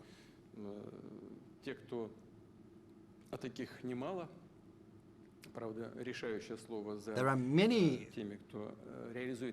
but you know, there are those who have this final say in Washington, and it's very easy for them, you know, to solve this issue. They need to give the proper signal to Kyiv for them to change their position to seek a peaceful solution. And that'll do it. As for your possible voyage to Odessa, jokes aside, I recommend you should go there. It's a good, beautiful city with beautiful traditions and history. It's worth seeing and admiring. Well, when I last was in Odessa, it didn't give me the best impression. You know, the utility sector back then was in disarray. You could see it, judging by the facades of the buildings. It was better at the center, but should you take a step outside the center, it was not as presentable, but still, Odessa is worth looking at. And the last question, yeah. Carlos Ron, Venezuela, we cannot do without it. Well, we would like to give the last question to someone from Russia. Mr. President, well, greetings from Venezuela and from President Nicolás Maduro, your friend. You know, right now, about 30% of countries around the world are under some kind of illegal sanctions from the United States. You mentioned defending the principles enshrined in the United Nations Charter. Last month, the group of friends in defense of the Charter met in New York, and one of the issues they addressed was contributing to create a zone free of illegal sanctions where business can take place and we can be free of those impositions. What do you think Russia can do to help create this space, and how do you envision that this could happen? And if you have a message also for the people of Venezuela. Thank you. You see, Russia counters sanctions that have been imposed on us. And through these very actions, Russia creates a certain space of freedom to free you of fear of sanctions pressure, to make it possible to develop ties between different regions and different countries. No specific decisions are required in that regard. The very example we give, I think, is very instructive. A colleague of yours has just asked me what signal we can send to the citizens of the West. I told him about these signals, and I also spoke about the errors committed by the leadership of the West in the global economy and global finance, in energy, in food. A testimony to that, you know, there are sanctions introduced against Venezuela, whereas Venezuela is one of the biggest world oil producers, well, until recently.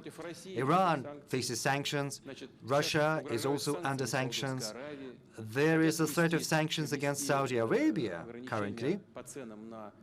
There are also plans to introduce an oil and gas price cap for Russian oil and gas. At each and every step, they commit mistakes that result in most grave consequences for the countries that introduce sanctions at the very beginning, and then they're trying to find someone to blame, even though they're the ones at the origin of these consequences. But all that notwithstanding, Venezuela is still developing. Yes, there are problems, but Venezuela is overcoming them. Look at sanctions against Russia. When they were introduced, our economy was expected to collapse. And we spoke about that at the beginning of our today's meeting.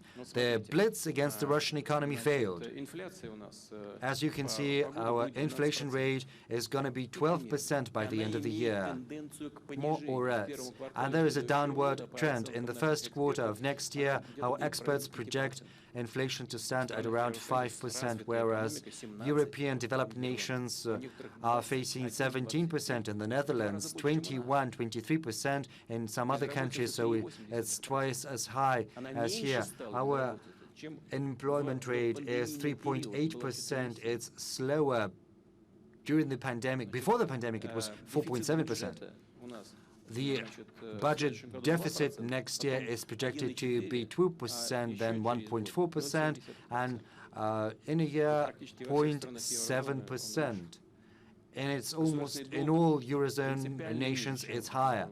Our public debt is several you know, by magnitudes, it's smaller than in the US or in the European countries. Yes, this year our economy is projected to contract by 2.9, 2.8%. Yes, it's going to contract.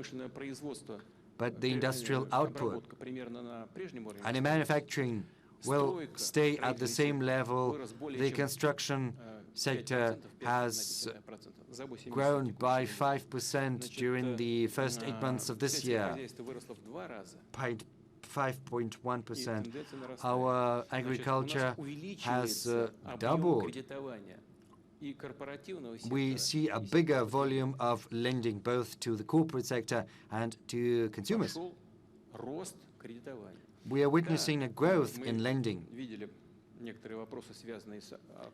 It's true there are some issues due to an outflow of money from the banks due to the events you're well aware of, but right now the money is getting back because rather than keep money in a box at home, losing it due to inflation, it's better to put the money in the bank because our banking system is highly resilient, so the lending rates are going up.